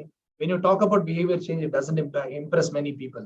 It is not taken very easily, and the benefits are not immediate, and the audience may feel it is not their cup of tea. As I said, you may want to change the behavior of a child or an adolescent girl or a pregnant woman, but it is not he or she who is making that decision always. It is somebody else for them who makes the decision, or there are several factors behind them making a decision. So with all the changed medical scenario, all this nutrition communication that you get from every quarter, every morning you get up and then you see hundreds of messages on your WhatsApp which tell you what to do or what to eat to be very, very healthy. I wish there was one superfood which would make all of us healthy, but it is not so. It is not to be. All that we need to do is diversify our diets. But with the progress of medical science and with the progress of all the diagnostics that we have, hardly there is any human who thinks he or she is healthy.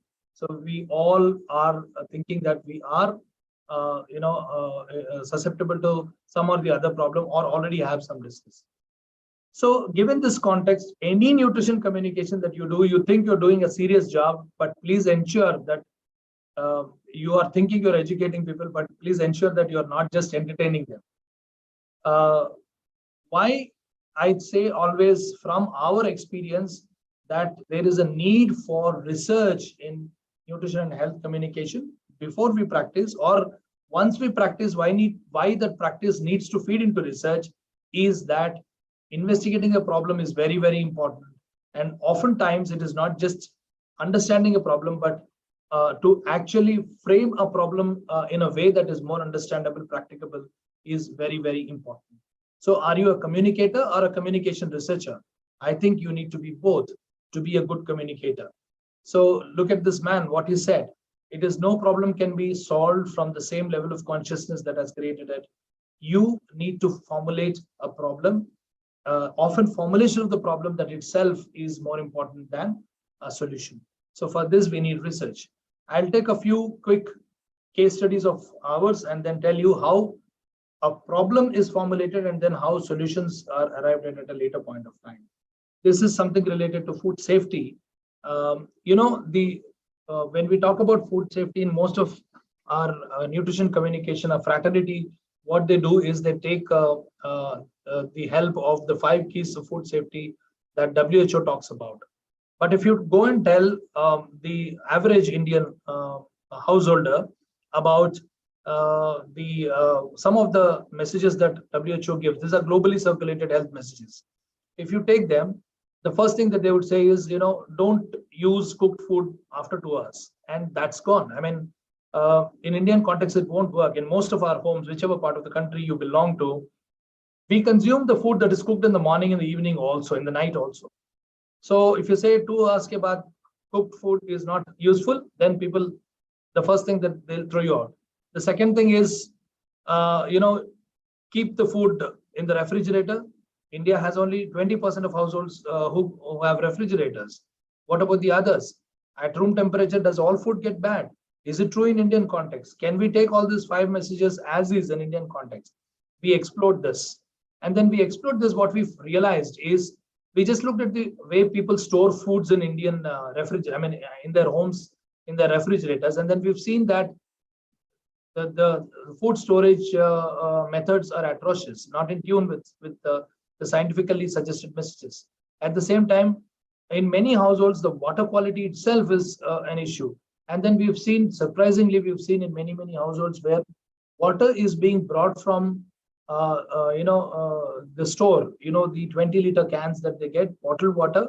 Oftentimes the bottled water itself is safe, but when it was getting contaminated was at the point of use. We didn't realize how it was happening. So we employed people to, observe households and their handling methods of water. What we realized is whenever hand was getting in contact with water, it was increasing the microbial load of the water at the point of use. So these were some of the revelations that we got, and similarly, many other studies have helped us. And in this, what we have done is we've mapped all the practices, behaviors, and cultural factors, and in what step of food chain are they impacting, and what are the contextual factors that need to be addressed. So this is the mapping that we've done initially. That's the reason why I say formative research is very, very important. From this, we realized that in food safety knowledge, it is not just enough to look at the knowledge. What are the practices at household level, and what is the enabling environment that is very, very important for ensuring that the safety of food is taken care. So in that scenario, what we've done is we've identified 87 different factors. And from these 87 different factors, we picked up, of course, it's a multidisciplinary research. My colleague, Dr. Sudarshan, and his team have helped in terms of understanding the safety of foods at various levels. So cooked food samples were picked up, and food samples from households were picked up, and hand rinses of the people who were handling food were picked up. We've associated these 87 factors with different, of the microbial load of these particular foods. And then what we've realized is there are 11 factors that are have a direct bearing on the safety of foods at household level. And these were simply whether the foods, cooked and raw foods, were separated or not. Hand hygiene, only 2 factors were important: washing hands regularly and cutting nails. And in the activities like food preparation, whether soap is being used for washing or not, and the presence of pet in the house and the pet's access to the kitchen area was also one of the factors. Of course, all of us like our pets, and they are actually most often much cleaner and vaccinated than all of us. But we got these associations in our study. And then washing fruit and vegetable under running water is one of the things. And storage of leftover cooked foods, how they are stored at home, this is very important. And also storage of food for a long period, how long the food is stored. We've realized that in Indian scenario, 6 to 8 hours at room temperature, cooked foods are okay. And then reheating of leftover cooked foods, whether it is being done or not. Purification of drinking water, whether it is pure water is being accessed or not. And separate kitchen is available at home or not. And piped water these are enabling environment. Separate kitchen and piped water and drinking water at home. So these were taken, and then this 11-item food safety index was developed on 5 critical issues: hand hygiene, cross-contamination, bacterial growth presence of bacteria in drinking water, and improper maintenance of kitchen, and finally washing of fruit and vegetable. So from this, we've now developed the 5 keys that are for Indian context. This hand also has a reverse side on which you can see the key factors that we were trying to give as a messages that are practicable without any investment on their part. So what is that I invest to get the benefit back? You don't invest much except your time. First message is clean your hands. In cleaning hands is a vague message, but if you turn around this hand and see at the back, we've created only 2 messages. One is trimming nails and washing hands. And the second one is practice proper food handling, separating cooked and uncooked, veg and non-vegetarian foods when you store in the refrigerator. Similarly, reheat cooked foods even if it is stored at room temperature or in the refrigerator. Most of the people then, when we went out for communication with these 5 messages, asked us how to consume refrigerated food. We said heat it immediately, no need to thaw, and then ensure safe drinking water. Water at source, safety at source is not enough. Safety at the point of consumption is also enough. Is also important. Keep your home clean and kitchen clean. Wipe the kitchen, clean the kitchen surface or whatever. Even if it's a rural household where there is only one room tenement, but the kitchen is always a separate area. keep that area very, very clean, and wash your fruit and vegetable before cutting or peeling under running water. These are the 5 key messages for Indian context. This is one of the case studies. And in case study 2, it's about street food vending. We've done for 5 street foods, but I'll just quickly, we've mapped which are the 5 dangerous street foods in Indian context in terms of microbial contamination. And we've identified, the Pani Puri street side, which is very, very prominent in India, in Hyderabad.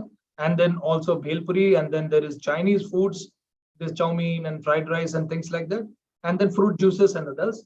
So the context was very, very different. I'll just give you, these are the foods that we've identified, but I'll just deal with Pani Puri example. And we've taken a communication for behavioral impact plan, wherein situation analysis was important, prioritizing risk behaviors was very important, then identifying the barriers and hindrances. All the theories that we've learned before these case studies are now being put into use. I hope you understand that. And creating enabling environment and assets, and maintaining and sustaining these new behaviors. How we do it.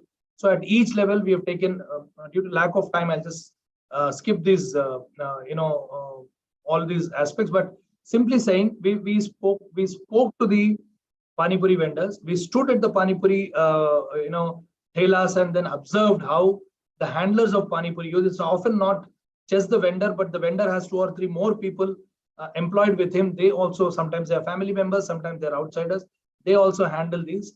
And then we've done hazard analysis, critical control point, mapping of all the foods. And what we've realized is from their own, saying, unlike in the north or anywhere in the country, the stuffing of Pani Puri is not the aloo, boiled aloo in Hyderabad. It is a chana. But there are certain telawalas who actually put this chana on a boil, and then they use hot chana in the stuffing. We realized that the microbial load in hot chana stuffed Pani Puri was much lesser than, because we took the Pani Puri samples also analyzed in the lab, and then that was better. And some of them were the key behaviors that had direct impact. Were some of them were wearing these, hand gears, like the thread that I am wearing, or the rings. These had a direct impact. It's not the water itself. Most of people think the water could be unhealthy, but it's the handling which is unhealthy. There was a direct association between wearing hand gears and also microbial load. There was a direct association between the pudina and dhania patta that they use, if it is not washed, that was there. And when we asked them to wash it, they asked, how do we wash? There is no running water available. Then what we suggested was, we asked them to, then we had come back to the lab. We put this dhania patta and also this pudina in bowl of water for 5 minutes, 10 minutes, 15 minutes, 20 minutes. We've realized that after 5 to 10 minutes of putting it in water, it becomes, safe and usable. I mean, the load, microbial load would come down, and also the external contaminants that are there, like, mud and other things would come out. So we suggested that if you don't have running water facility, at least take a small bowl of water, separate out these healthy pattas, and then put in that, and then keep it for 5 or 10 minutes, and then use it for either garnishing or for stuffing and other purposes. That had worked a lot. And hand hygiene was another important thing that we realized. We've targeted our communication only on these 3, because all the street food vendor related communication earlier suggested that they should be wearing caps, they should be wearing aprons, they should be wearing gloves. You see, they wear gloves when you give them supply to them. But if they have to invest it day to day, they'll not do it after you pull out of intervention. And then you see all these people, they wear the same gloves again and again. They remove the gloves when there is no customer, again they wear the same thing, and there is no purpose it is serving. So once we did all these things, we also mapped what are the key risk practices. As I said, what are the present practices? We understood what are the difficulties in actually practicing that, and finally what action needs to be taken, we suggested. And these are some of the material we developed, apart from interpersonal communication and mobile-based, WhatsApp-based videos and things like that. We saw that after this, the 60 or 120 telawalas that we addressed, we realized that the microbial load in their foods has come down at least by 60%. You can see all these things, the direct association between using soap and using trimmed nails and then washing vegetables and other things. And yeah, my team is already alerting me. I'll not go into details. This is before and after. You can see the change. And there are several other case studies. I'll skip some of them. This is about the food environment.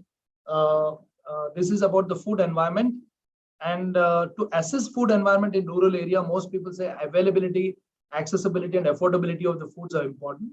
How we assessed is in itself is a lesson. Due to lack of time, I'm not going into details, but simply what we to tell you, we've come up with two more aspects. It's not just availability, accessibility, and affordability of foods, but there are two other A's which are important. What we call 5 A's of food environment, and we say that there is acceptability of foods. The foods that are locally available should be acceptable to people to consume. At the same time, the vendor should be able to accommodate the foods that we are demanding, and we should be able to accommodate the foods that are locally available into our diets. So these are very, very important factors is what we realized. And after mapping these, we created the KAPs, KAP related material, and then we intervene. Now in the same villages, we are also trying to assess how COVID-19 has impacted these 5 A's of the food environment. So this is one of the studies that we're doing. There are several others on the qualitative assessment of the textbooks. What do they have? And yeah, I mean, this is in the context that we all see that there are a lot of apps about calorie counting and all. We saw the top 20 apps that are available in 2017 or 18. 2019. And then we realized that we only gave a test case to all these top 20 apps in Google Play Store or iStore. And then we realized that 22-year-old woman, sedentary lifestyle, 66 kg weight, so much height, and if she wants to lose 500 grams per week, what diet should she consume? And the suggestions were so erratic and different in each of them because the database that they use is not Indian. So we should be very, very careful in terms of using the apps as our guides. And we just said, count what you eat. 1 day dietary recall consisting of common Indian dishes of 2,500 calories, 2,050 calories we've assessed. We put the same things as though a person has consumed. Look at the different apps, how much they are showing. Somebody said, if this is the ideal, this is 2,500, 2,058 kilocalories range. There were apps which are showing that you consume 1,900 calories more. There were apps which were saying you consume 500 or 600 calories less. But both these extremes are dangerous. So based on this, we've come up with the 50 parameters that are necessary for an app to be very effective in a context that it is to be used. So based on that, we are now coming up with different apps. One is the Nutrify India now, which is now defunct, but it is now being revised. There is also another app that we are working on, NutriAid for food environment with the German partners.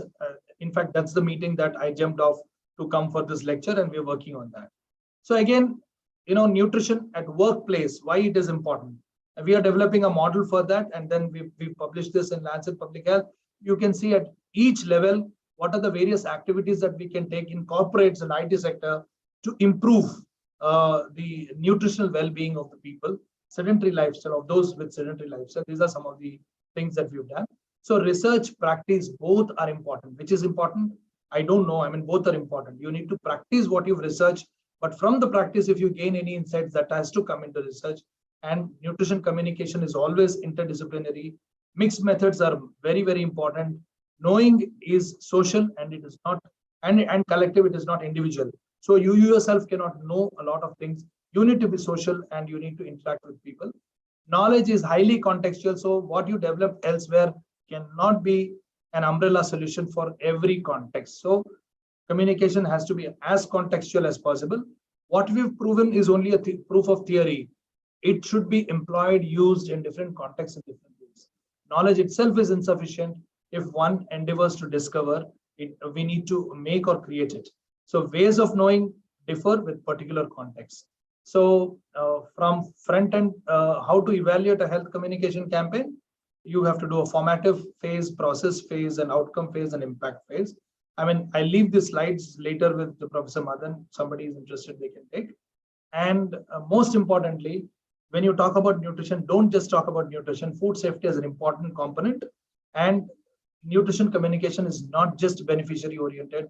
You may have to talk to the policymaker, you may have to talk to the influencer, you may have to talk to the media, you may have to talk to the immediate family, you may have to talk to the the community group, school, Anganwadi, I don't know what, but nutrition education should bring in all these factors: social and behavioral, social, cultural, and behavioral aspects, the food environment related aspects, consumer behavior education, vendor education, extension education, and policy advocacy.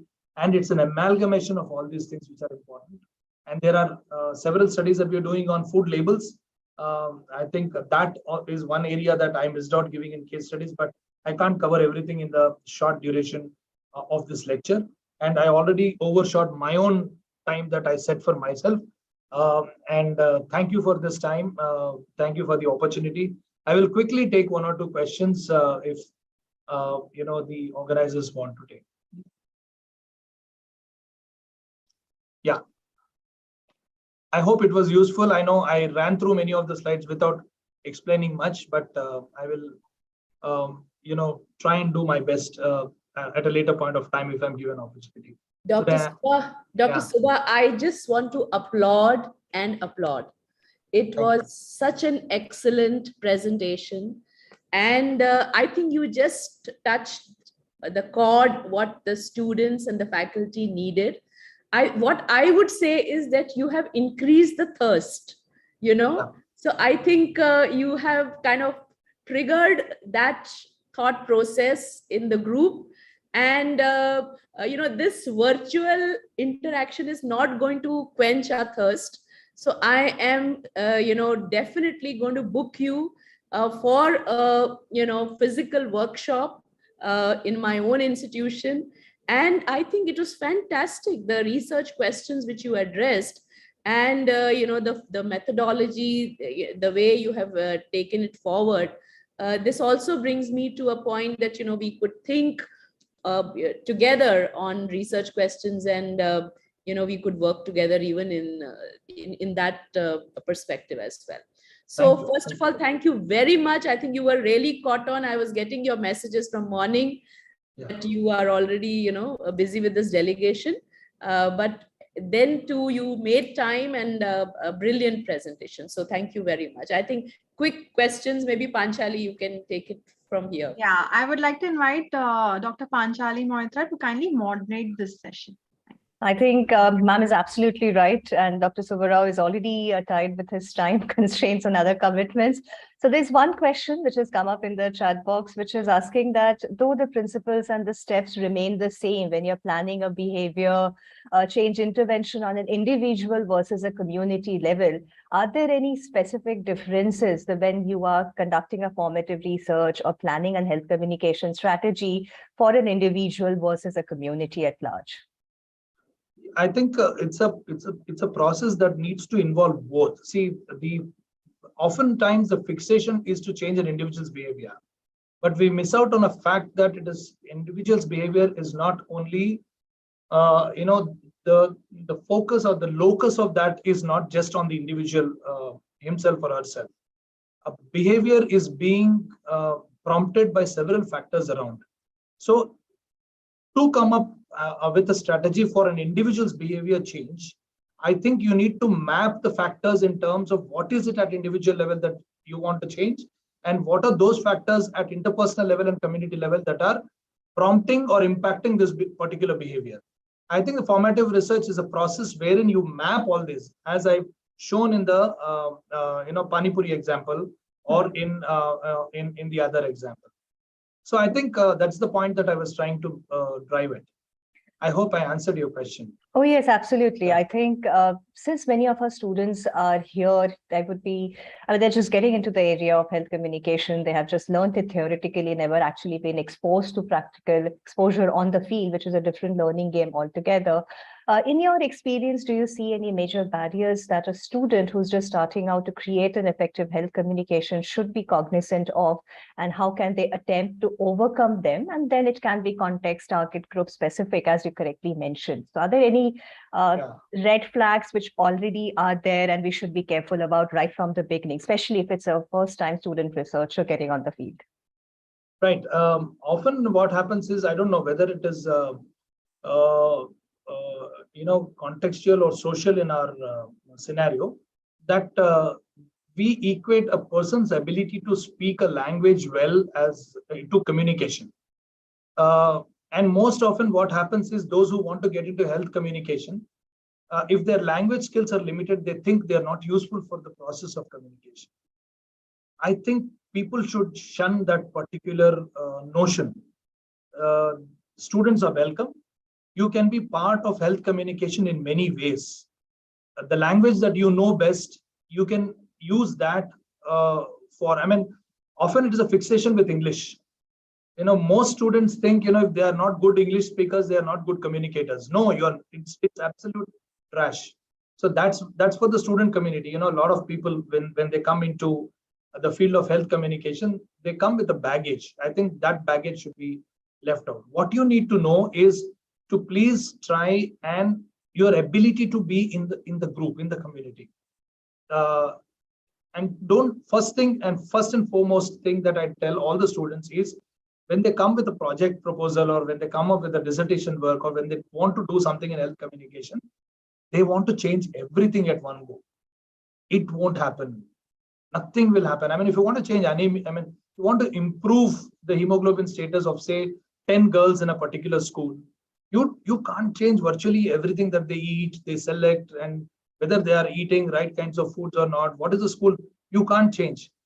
The purpose of research is to try and understand what are those things which are amenable to change, and what are those, and what needs to be done for that particular change. So students need to get this, and it's a nice huge field waiting for nutritionists professionally trained to come in. I am somebody who's trained in communication, got into nutrition, but there is a need for those who are trained into nutrition to come to communication. I think it's a mutual exchange that needs to happen. I think we need to get there. And a lot of us have so many lessons that we've learned from our practice, but we have never fed that into the research. There is a lot of gray literature, what I call, lying in the university dissertations and libraries, which needs to be pulled out, and then we have to formulate something out of it that is useful for everyone. And that is one thing that needs to be taken up. Absolutely. Absolutely. I think very well put forth points, and I'm sure many of our students are now motivated to take up health communication a bit more seriously than a chapter in their theory class. So therefore, it's a vast area, and we definitely would like to invite you again for another session, maybe a much longer day-long sessions or a week-long session, whatever it entails, to get the most out of you. So thank you so much for that time. And if there are any more questions, maybe one more last question, if you have time, or maybe we can close the session, whichever works best for you, sir. I think I've answered many questions. Thank you. Okay, so yeah, Nisha, back to you. Sorry, I'm in a hurry because 1 o'clock we have to get on to another Zoom call. No problem. Thank you so much, sir. Thank you so much, sir, for being here. Thank you, Dr. Thank you all. Sorry, I was not able to give enough time today. Some other day, some other time. Yes, definitely one full day workshop, virtually or physically. No, physically, sir. Physically, we'll do one nice one day workshop. Certainly, yes. Thank you very much. Thank you so much. Right. Thank you for the opportunity. Very nice to meet all of you virtually. Thanks. Bye-bye. Thank you. I would now like to invite Dr. Anuradha Ramesh, Head of EIP Cell and Lead of M Design Programs of SVT College, to kindly deliver the vote of thanks. Thank you, Nisha. I'm very privileged to propose the vote of thanks for today's webinar on gut to womb recent updates on gut health for maternal and child health, and Health Communication for Behavioral Change, organized by our college in collaboration with Nutrition Society of India, Mumbai chapter, as part of the Nutrition Month celebrations. The theme is in need of hour to create the awareness about gut health and in stages of the life and importance of effective health communication to bring changes and practices amongst the population regarding the health. Our sincere gratitude to our principal, Dr. Jagmeet Madan ma'am, Professor, Department, Food, Nutrition and Dietetics, for her motivation and guidance for organizing this event. Ma'am had set the context for this webinar talk today and emphasized the need to create awareness in these areas amongst the students as well as in the nutrition fraternity and among the population. Our sincere thanks to NSI Mumbai chapter for collaborating with our institution for the conduct of this particular webinar, and we also thank the members for attending the same.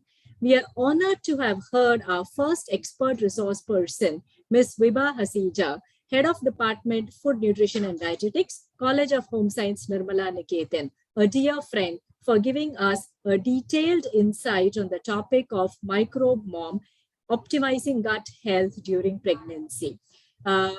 It was indeed a pleasure to hear the coined term of microbe mom, which is very unique. We have heard about, football moms and hockey moms, but microbe mom is a very unique term that was being coined. So from her talk, we have understood the need to maintain a good gut health during pregnancy with discussion on dysbiosis, inflammatory factors, effect on GDM, possible modulations that can occur in the gut microbiome. What are the different areas of research and how nutritionists and dietitians can contribute in this particular area. We are honored to have heard Dr. Subba, Scientist F and Head Niche ICMR India, for explaining the importance and need for effective communication and behavior change as an outcome in the target population.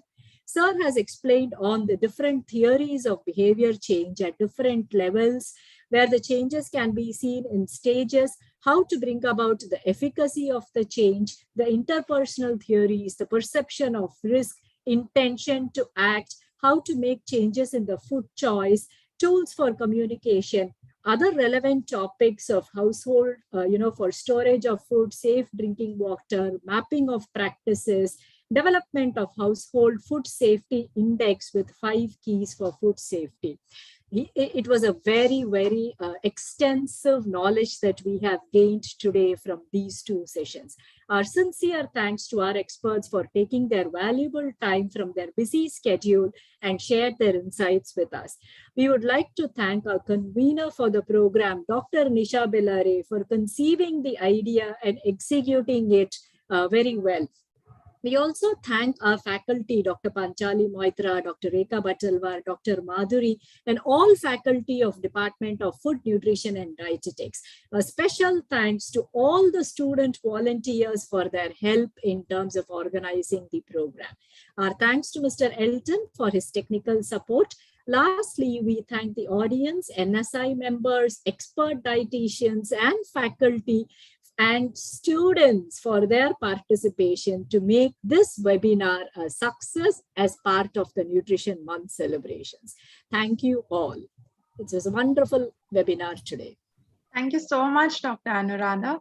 I request all the participants to kindly fill up the feedback form. Link has been posted in the chat box to avail your certificate. Thank you so much. Thank you, everyone. Thank you. Thank you, everybody. It's a full academic deliberation, and I think we all just enjoyed it. Yes. So thank you. So much. Have a Thank you. good day. Bye-bye. Bye-bye. Bye. Bye. Thank you.